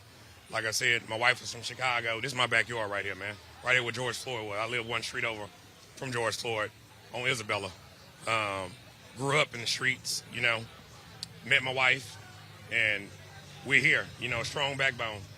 I always say a strong foundation. And she laid the foundation while I was in the feds. And I always say the analogy is when she picked me up in the Sprinter, if you ever ran track, I said stick. I said I got it. And we're here now. A lot of consistency, a lot of love on a daily. And I always say late night, early mornings, Sometimes I'm here 17 hours a day, literally. A whole lot of arguments. You know, it comes with the line of work. You know, I'm not going to sit up here and lie and say everything's pretty. You know, a whole lot of everything. It comes with it, but this is what you get. And it hasn't been easy. Cora, do this here. Go ahead and just walk through. I want you to walk through. People are seated. Then walk through also the inside as well, because I want them to have a shot of this. Talk about the expansion, because look, it started here, and then all of a sudden, growing and growing and growing and growing. The mayor was talking about trying to deal with the parking issue along here. Y'all been having some battles here. Look, even right there, Deandre Hopkins passing by. You know, play for the Texans. You get all type of people. Swing the camera around right there, Anthony. You know, this is third ward. You know, we bringing it back. You know, you can't get this nowhere else in the world, man. I tell people, we're strong in numbers. You know, we've purchased 8 properties around here now. You know, and the first time you came on the initial of the smoke with the mesquite. Right. Now you back here. You know, we beat that. You know, but it's love. For the folks who don't know what he's talking about, neighbors were suing them, saying there's too much smoke. We had y'all on the show. They were trying to shut y'all down. They were trying to run y'all. They did not like black folks in a black area. This is the in trade. A black area. This ain't whatever that little name they have. Yeah. No, this is third ward, y'all. Third ward for real. And I tell people all the time, you know, this is my backyard. I didn't come over here trying to make something out of it by buying a property and all that. Now my wife and I bought property now, but we've come over here just trying to get back to the community. And I think when you do right, it comes back to you. Is this also inspiring other black entrepreneurs? Most definitely, man. Places, because I mean, I'm not going to take nothing from Alameda, but I feel like Alameda was a little slow before we got over here. I'll say it. And we've brought it back to where I feel like I want to make it the Vegas Strip of Third Ward. You know. Absolutely. Well, look, it has been amazing. What's next? I know folks. We have an ice house around the corner. First black-owned ice house. Ice house? Ice house. We'll have 30 different beers on tap. First black-owned ice house, man. Like I said, in front of D-Bar, right around the corner. We open in about 20, 25 days, man. Now, I know folks have been trying to get Turkey Leg Hut franchises. I know they've been trying to blow you up. Most definitely. You looking at that? No. We're doing pop-ups now. We did a pop-up in Fort Worth about 3 weeks ago. Okay. Did awesome. We're going to the Alamo Dome down in San Antonio about another 2 weeks. So we're just doing pop-ups now. Okay. All right, my brother. Well, man, it's always good to see you. Love, man. You know, I always got to stop by when I come home. I love to see you. You know, but I can only come here one time when I come home. You need to visit more often. It's your backyard. But I can't eat more than one of these. It's one per visit. It's like when I come home. One per customer. When I come home, I can go to Whataburger one time, Shipley's one time. And here one time. Otherwise, I'm going home with an extra 10 pounds. You ain't did nothing wrong. And you dropped a lot of weight. Okay, how you lose all this weight? Working. That's 17 hours? It'll get you stressing over these customers trying to skip. Okay, well, I don't want that stress. Yeah, good stress. Man, baby, I appreciate it, man. It's love, man. Tell the wife I said what's up. I will. She has a baby on the way. We have a baby boy on the way. That's what she is. Congratulations. We have a baby boy on the way, man. Well, man, good luck with it. You, man, just keep handling your business. I love the success, and I just love what's happening down this court in my hometown. All love. I appreciate you coming in, man. I appreciate it. Thanks so much. All right, baby. Y'all, I'm going to eat some more of this. I'm going to go to a break real quick, and we're going to come back with Pastor Marcus Cosby right here, Roland Martin Unfiltered from Houston. Back in a moment. Shortly after 9/11, America and its allies went to war in Afghanistan to defeat a terrorist stronghold. We accomplished that mission years ago.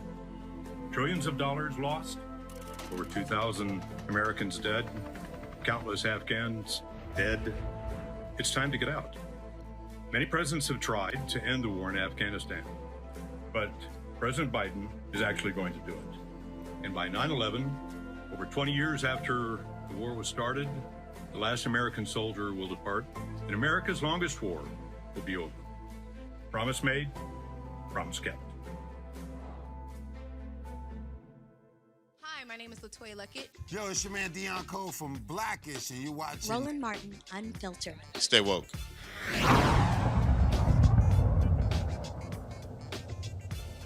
This is the year of the woman. We are here.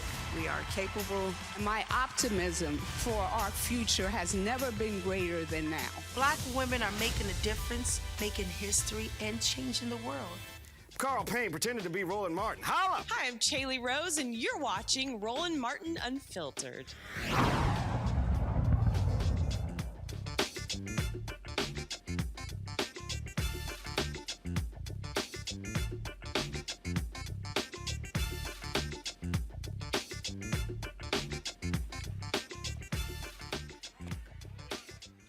All right, y'all, we're here at Turkey Leg Hut.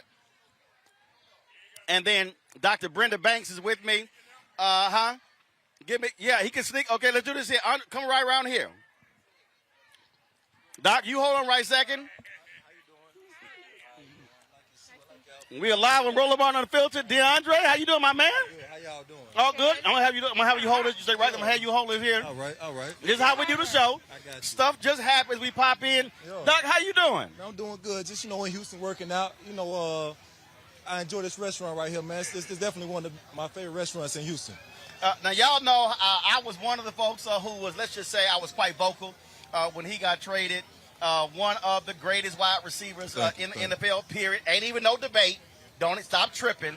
But you play in Arizona, but you still love H-Town. Oh, yeah. H-Town treated me like, it treated me like its own since I've been here. I came when I was 20 years old when I came to H-Town. So I was just a little pup. It taught me a lot. Welcome me with open arms, man. I'm from the South. I'm from South Carolina. So, H-Town always felt like home. And I think that's where I'm reside at, man. Well, look, man, we love that. We love what you're doing. And also, not just what you're doing on the field, but you do a whole lot off the field, which is also critically important. And you have no problem, which I love also, speaking your mind when it comes to social issues. Oh, yeah. My mom, she raised me to, be who I am and own that. We do a lot in the community, my mom and I. I think, a lot of people don't know that. We don't vocalize it.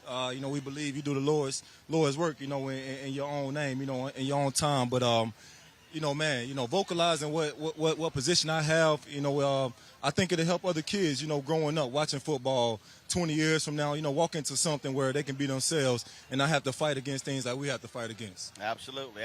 Well, man, anything that we can do, Roland Martin Unfiltered, we'll certainly support what you do. Thank you. Love your work, man. I appreciate it. Glad to have you drop in. You were just driving by, and Lynn snatched you out the car. Yeah, man. So I appreciate, man, you stopping by and just see us a little bit. Yeah, and I'll be sure to make sure he sends you my information. So, man, hit me anytime you need anything. For sure. Love. Thank you. My brother, I appreciate it. Thanks so much. All right, we're going to hold it. This is how I love Deandre. We're going to do this here. See, it's my show, so we can go ahead and take a selfie while we're here. Here we go. There we go. Get on this. Brenda, get on in here. All right, here we go. I appreciate it, my brother. Thanks so much. You take care. Y'all, of course, we're here. Of course, they got COVID-19 vaccine shots that they're giving here at Turkey Leg Hut. And you heard the CDC announce their changes when it comes to the mask policy. And so my homegirl, Dr. Brenda Banks, she's an anesthesiologist here in Houston. She don't play when it comes to masks. She and I, we have all these conversations. And so I had to get your thoughts on this. The CDC says, even though you've had the shot, you've been vaccinated, unless certain circumstances, don't need to wear the mask. You a doctor, what do you say? I always err on the side of caution. As an anesthesiologist, I always have to think of the worst case scenario. So are you telling me to put my mask on? I'm saying we're outside. You got to weigh everything. We are outside. I'm vaccinated. And then not people around me. You're fully vaccinated. I'm fully vaccinated. So you got to use some common sense and say, okay, I think I'll be all right now. I got it. Yeah. I think you're okay without the mask right now. But in general, we still got to be smart. Think about where we are, who we're around. Right now, you only have, 35% of the U.S. population fully vaccinated? So there's people out here walking around who are not fully vaccinated. So I'm going to still keep my mask on. And the problem is you don't know. You don't know. You don't know. So I'm going to be safe. That's just me. Okay? Gotcha. Okay. But so what you're saying is that, so in a situation like this here, even though we're outside, folks are away, then it's not all crowded or whatever. And then again, when the mayor was sitting here, I know that he's vaccinated. I know Deandre is vaccinated. Yes. So you know that. Yes. So in this situation, you're cool. But if we was if we're sitting over there and it's jam-packed in there. I don't know who's vaccinated. Right. So I don't know who's breathing on me. If you're not eating, put that mask on. I say be safe. Why play with your health? Why play with it? It's not worth it. All right. I appreciate it. Always good to see you. Good to see you, too. Thanks so much. Y'all, she was not supposed to be on the show. I just said, get on over here, and we're going to say a few words with you. And so, yes, you can go. Yes, Doc, you're dismissed. You can go. All right, I'm about to talk with Pastor Marcus Cosby, y'all. He's my alpha brother. He's also the senior pastor of Wheeler Avenue Baptist Church that's here in Houston, Texas, here in the 3rd Ward in the Trey. They have always been involved. Pastor Bill Lawson, longtime pastor of the church there, the leader of that church. This is who he passed the legacy on, and he is continuing that legacy. Frank, glad to see you. Oh, hold on. Give you a microphone here. It's my bad. Give that here. Good to see you. Good to be with you. Absolutely. Glad to have you home. The Trey, the 3rd Ward, is changing. Yes, 3rd Ward is changing so much. Yeah. But unlike a lot of other folks who decided that, we're going to sit here and leave and take off, Wheeler Avenue said, no. We're going to stay right here in 3rd Ward, right there at Wheeler and Scott. You haven't moved. In fact, Henry, go to the drone here. I shot this earlier. Oh, man. So folks can see. Y'all, they've expanded. Those of you who come to Houston, y'all know on that corner right there, that's where the original French's used to be. But Wheeler always owned that land. Yeah. They moved down the street, building a new facility. And then y'all have expanded. The video is about 2 minutes, so let it roll. Tell us about what y'all are doing to stay in 3rd Ward, stay in this community, to keep folks motivated and also driving the issues here in Houston. Yeah. Well, thanks for allowing me to come through and share with you, Roland. It's a joy to see you, of course. But Wheeler Avenue Baptist Church, as of next month, the 1st of June, will be 59 years old. Our church was started on the campus of Texas Southern University. My predecessor, our founding pastor, Pastor Lawson, was working at Texas Southern at the time, and he decided, based upon some of the information he had received from citizens in this community, that we needed to have a church here. And so he began that church right there in his living room with 13 people. And so for these 59 years, we've been trying to be a community-based congregation that allows people to know that we have the community in our hearts. We want the best for the community. We want to ensure that there is progress and productivity in the inner city of Houston, Texas. And so we're committed to the inner city, and we're not going to allow anything to shift that.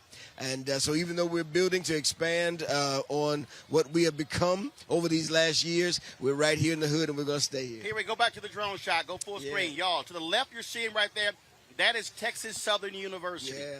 I want y'all to understand what you're seeing. To the right there, that's my high school. Yep, Jack Yates High School.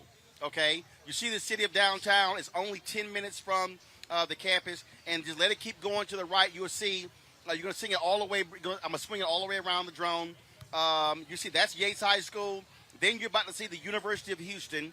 And then we're going to come back to where Wheeler Avenue is. So where y'all are seated, you're sitting, boom, Jack Yates right there, TSU to your left, University of Houston right across the street.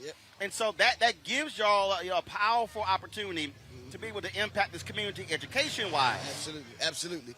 And we've been committed to all three of those institutions, especially more so to Jack Yates and Texas Southern. But we have a very good partnership and connection with the University of Houston. It has been that way for these 59 years, and we plan for it to continue to be that way. And let's not forget, CUNY Homes is right down the street as well. And, of course, we know that George Floyd was reared in the CUNY Homes, and our commitment has been to CUNY Homes as well. So we love being in the community. It's a unique, diverse community.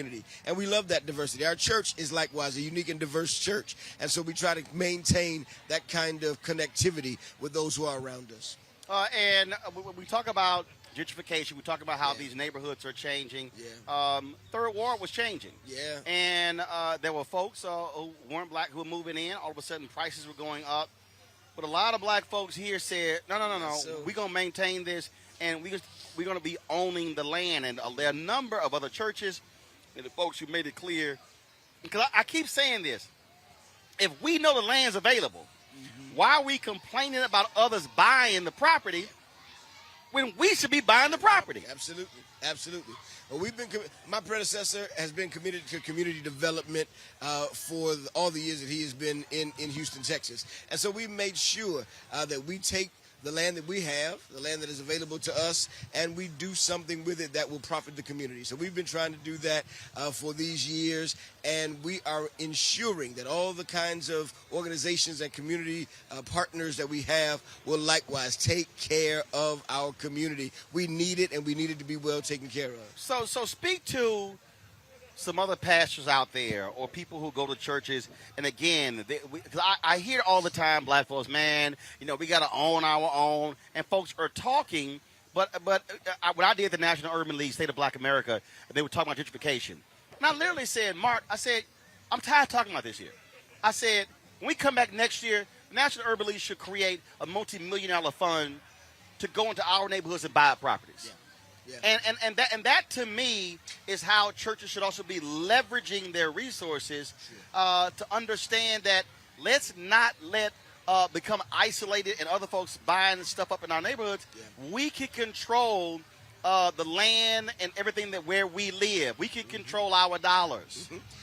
And the way life is rolling now, we have enough black entrepreneurs who can use the land for profitable means in our communities. And so it is necessary for us to remember that we have people that we need to be developing, cultivating, to use the properties that we have in this community to ensure that our communities thrive. And we can do that, and we must do that if we're going to continue to maintain what is our community. Last question for you. COVID has absolutely changed how churches are now doing business. It's forced a whole lot of folk who are fighting technology to now accept it. Even so now with the CDC mask guidelines, with places opening up, how is that changing how y'all do church? Are you letting folks know we can't go back the way it used to be? So what is happening with Wheeler Avenue and how y'all are progressing now with COVID? That people being vaccinated, people all of a sudden opening cities back up. So we, like most churches, have not been together since March of 2020. We've not been able to congregate. We did a special outdoor service for Easter Resurrection Sunday, but we've not been able to congregate in our own property, in our own facility. So we have had to adjust. We've had to accommodate this new reality. I've been calling it a new abnormal, but it is not our new norm. We're going to be able to create a new normal that should build on what we've had to and what we've endured and experienced over these last several months, this past year. So it's interesting that you would say that. I said to our church just this weekend, listen, we got to make sure that we understand there's certain things we can't go back to.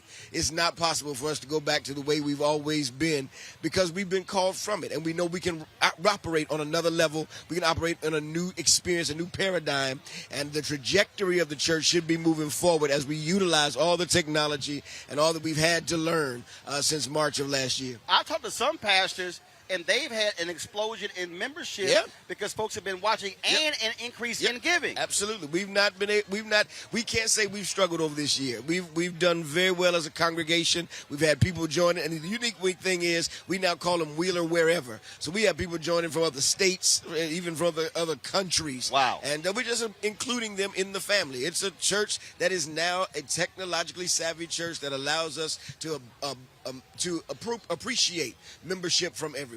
And so tell me about this expansion. I'm going to roll a video again. Tell me about this expansion and what it's going to allow you to do in the community. So many years ago, we recognized that our church was growing. It was growing fairly exponentially and fairly quickly. And so what we decided was we needed to have a space where we could properly accommodate everybody. We've been doing 4 services for over 10 years, and we knew that wasn't so something folks we who could are do. watching, you're about to see, so what was in the front there is what was built was new.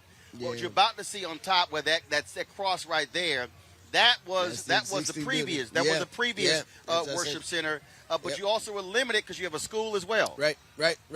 And so our school helps to develop the minds of our children. We have the Wheeler Avenue Christian Academy, and we want to expand that even more. We want to make sure that we can take children from the cradle to college. And so we've got a lot of things that we're trying to do over these next several years while I'm trying to serve the church. And we want to make sure that we can develop the minds of children and young people as they are becoming what they're supposed to become. So we got a lot of work to do, and we're going to try to use this property to do that and make sure that whatever people need in our community, they know that they have access to it at Wheeler Avenue. We've always been the community church. We've tried to be, at least, and that's our plan going forward as well. All right, Frat. It's always good to see you, man. Keep handling your business. Glad you're here, bud. I certainly appreciate it. Thanks so my very pleasure. much. Good to be with you. Absolutely. Tell Pastor Lawson I said what's up. You know I will. All right. Folks, got to go to a real quick break. When we come back, I'm going to talk to the sister. Y'all have heard her.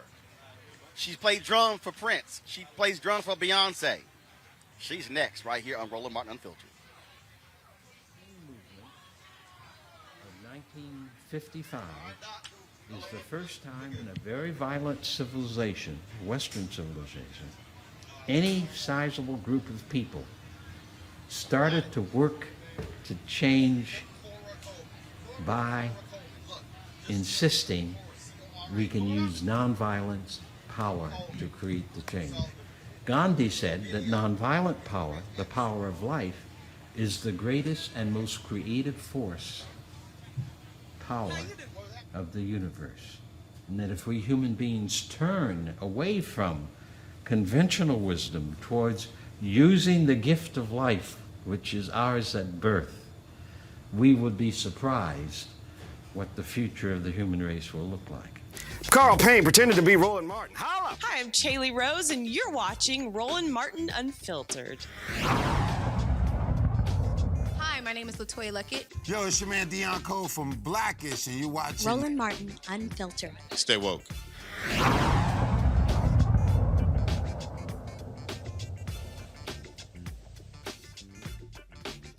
Hi, my name is LaToya Luckett.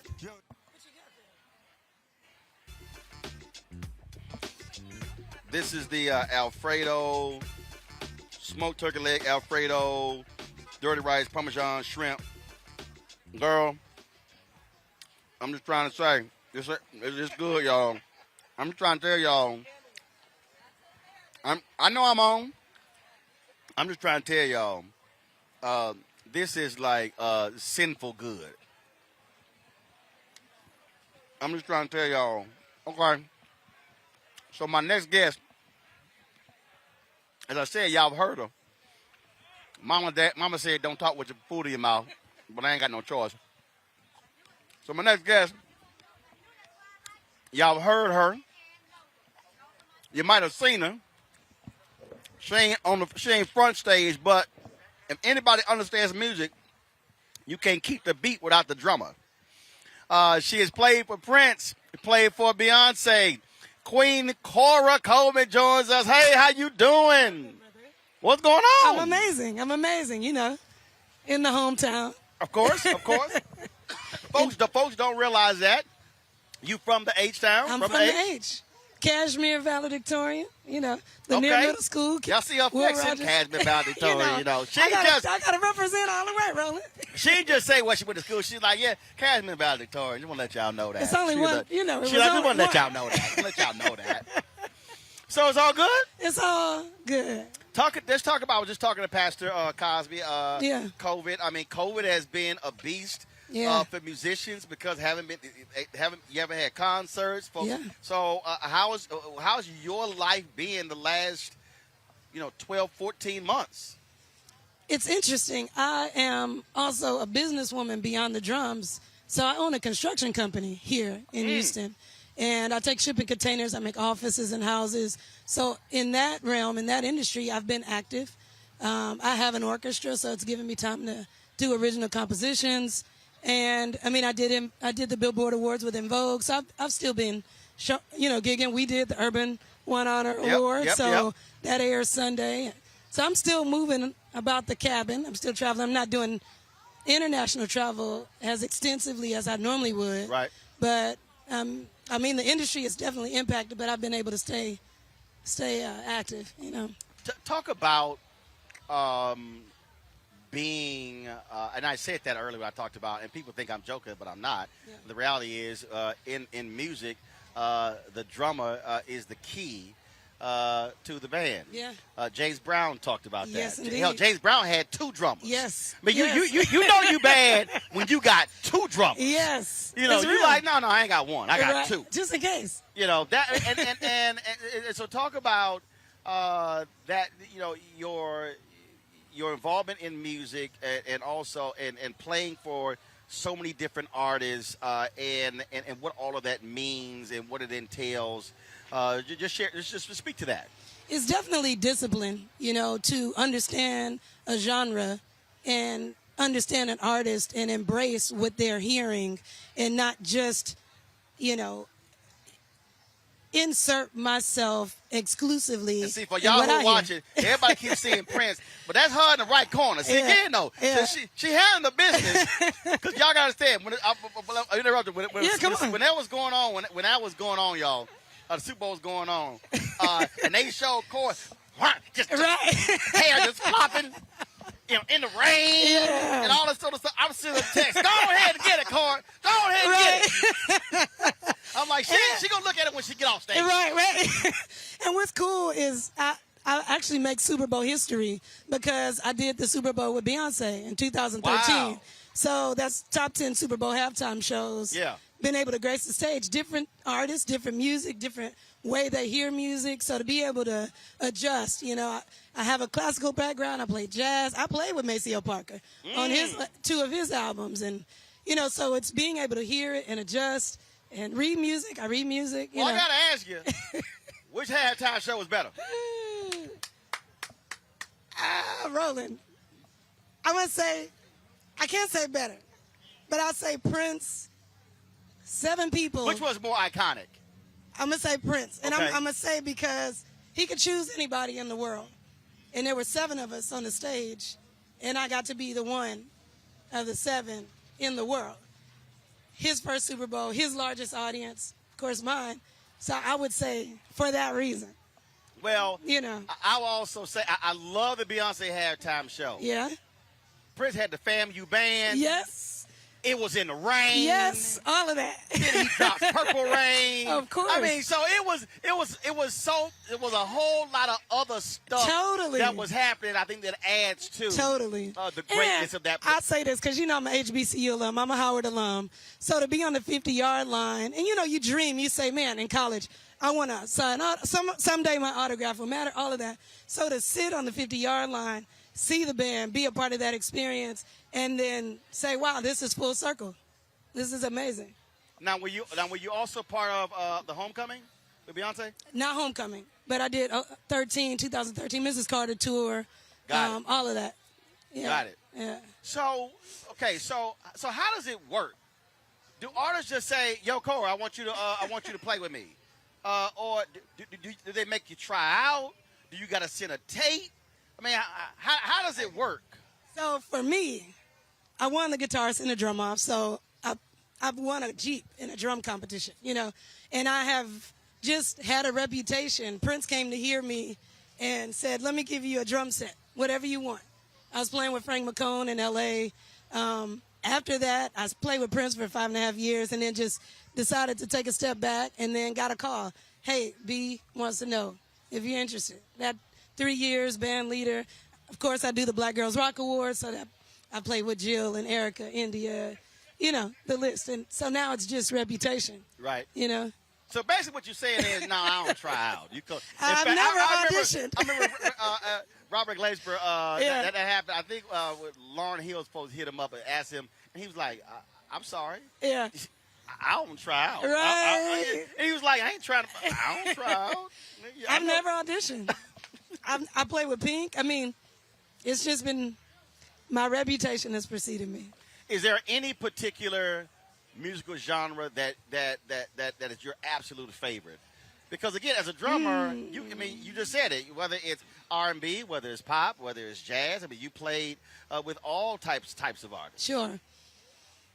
Well, I mean, what feels good in the soul is the funk. I can't go wrong with the funk. But I have an orchestra, so I hear classical, and I played mallet, percussion, and timpani, marimba. So there's that too, which is African centered too. So let's talk about the Queen Cora Orchestra. Henry, go to my iPad, please. This is you're going to be performing here. First of all, Fresno, Texas. That's actually 15 minutes, suburb of Houston, not far at all. You and Shantae Moore and some other artists. So now, is this your first post-COVID show, or no? I've done some other shows, but this is actually my first international music and art festival. So I'm putting this whole festival on. Oh, the whole festival. Yeah. Oh, all so right. So it's a 2-day festival. Okay. 7 pavilions: film, art, music, business. I mean, we're gonna have horseback riding, bull riding, all sorts of things. Family event, community event. and Shantae will be here. Moo Fresh will be here. It's a whole. So you're doing it around July 3rd and 4th. Yeah. And normally around that time, folks are at Essence. Yes. And so, do you plan to keep it around that date, or do you plan to, let's say when that comes back, let's say shift it to another weekend? I'd shift it to another weekend. Got it. But because Essence isn't Only happening. reason I'm asking, Yeah, because come on. so I can, because I'm always at Essence. Listen. But I'm trying to figure out how I can I go. need you I to can come go to through. See, I need you to come that's through. why I was This asking. is an official invitation. That's why I was just asking. To my homeboy, Roland Martin, to come through the International Royal Music and Art Festival. Okay. So, I'll change the date when they come back. Okay, I got you. I got you. So you're going to have pavilions. You're going to have health. I'm just reading the whole deal here. Yeah, come on. And I do, first, I have not ridden a horse in years, and I've been, I got to do that. And I love horseback riding. I just haven't had enough time to do it. But what made you want to do this festival? Because we need it. The industry needs it. We need an outlet. The community needs to safely come out. It's a 32-acre ranch. Black-owned ranch. Oh, you and we need to be able to. We got space. We got space, and people just want to feel comfortable. Got it. And that's what this is about. People need So to it'll feel be a socially comfortable. distanced. Absolutely. A whole creation. Okay, cool. Absolutely, yeah. So when the artists come in, including you, there's a donkey-drawn carriage that'll bring you around to the main stage. You know, we're going to practice that. We're going to support and respect that so people can feel safe and be healthy and then have a good time. You know. All right. Well, sounds good. Yeah. Well, I appreciate it. Absolutely. I'm glad you ain't changed your number. I hit up like, Cora, this still you? And then she was like, who this? I'm like, well, damn, I hope this still Cora So you number. send the photo. I was like, Right. I'm sitting the photo. I was kind of like, all right, damn. All right, this still you. I'm like, you didn't like download your numbers right? I got another I thought I was iPhone. going to send her a DM on Twitter, Instagram, like, hey, Right. you changed your number. Well, I appreciate Hilarious. it. My pleasure. It's always good to see you. Normally, I'm seeing you backstage. Yeah. It's always a real quick, hey. Yeah. So opportunity to sit and chat. I Good still to see appreciate you. it. So Definitely. you're looking good. Thank you. Eclectic. We got the earrings. You know. And Gotta represent. You know, and let me tell y'all, she like me. She would down with the content. Y'all might be thinking, no, that's not like a pocket square. Nothing. She got a microphone because she got a photographer over here who's shooting her stuff as well. You know, so, I'm an archivist. I'm an archivist. I understand. You Look, know. I'm all about content. Yeah, so, I know you are. So you know, I The king. feel you. The king. Hey, we just do what we do. Hey, y'all, That's go awesome. ahead and take another shot. July 3rd through 4th. Again, Queen Cora's the International Royal Music and Art Festival taking place in Fresno, Texas. Yeah. For more information, go to www.theroyalfestival.com. I appreciate it. Thanks a bunch. Thank you, Roland. All Peace. right. Folks, that is it for us. We are here at the Turkey Leg Hut. Man, I am always glad to be home to see my my brother, my niece, his wife. They're in there. I got friends in there. I'm about to go finish off this food because this is too good. Anthony, go ahead and take a shot of this. Get this, y'all. Look, the smoked turkey legs here are just straight sinful. So y'all come to H-Town, definitely come on by to see Lynn and the kid. They're doing a great job here. And again, folks, we want to thank all of y'all. We want to thank y'all for supporting what we do. We have been here since Wednesday. We were covering the Pamela Turner rally in Baytown, Texas, with attorney Ben Crump, Until Freedom, attorney Monique Presley, and others. And so, folks, we appreciate it. Man, y'all, I want to give a shout out to my Jack Yates High School. We did the scholarship on Wednesday to a couple of the students are there. So, Principal Guillory, Superintendent Lathan, thank you so much as well. So, I always got to represent JY here in the trade. And so shout out to all of my peeps. Don't forget, y'all, Sunday, Urban One Honors. Cora playing drums in the band. I'm going to be, of course, co-hosting with Erica Campbell, 9 p.m. Eastern. Y'all want to check that out, Saluting Black Women. I'll be live tweeting it as well because I haven't actually seen it. All right, we shot it a little bit differently, so I'll be watching it with y'all as well. So looking forward to that. Y'all, please support what we do by joining our Bring the Funk fan club. Every dollar you give goes to support the show. Allows us to be able to broadcast remotely across the country. Cash App, $RM Unfiltered. Venmo.com/RM Unfiltered. PayPal.me/R Martin Unfiltered. Zelle is Roland@RolandSMartin.com. Roland@RolandMartinUnfiltered.com. Our goal to get 20,000 of our fans contributing, average of $50 each. And so you folks have given less, some have given more. And so please do your part to make it possible. We always end the show every Friday. First of all, let me do this here. On a sad note, our condolences go out to Congresswoman Joyce Beatty.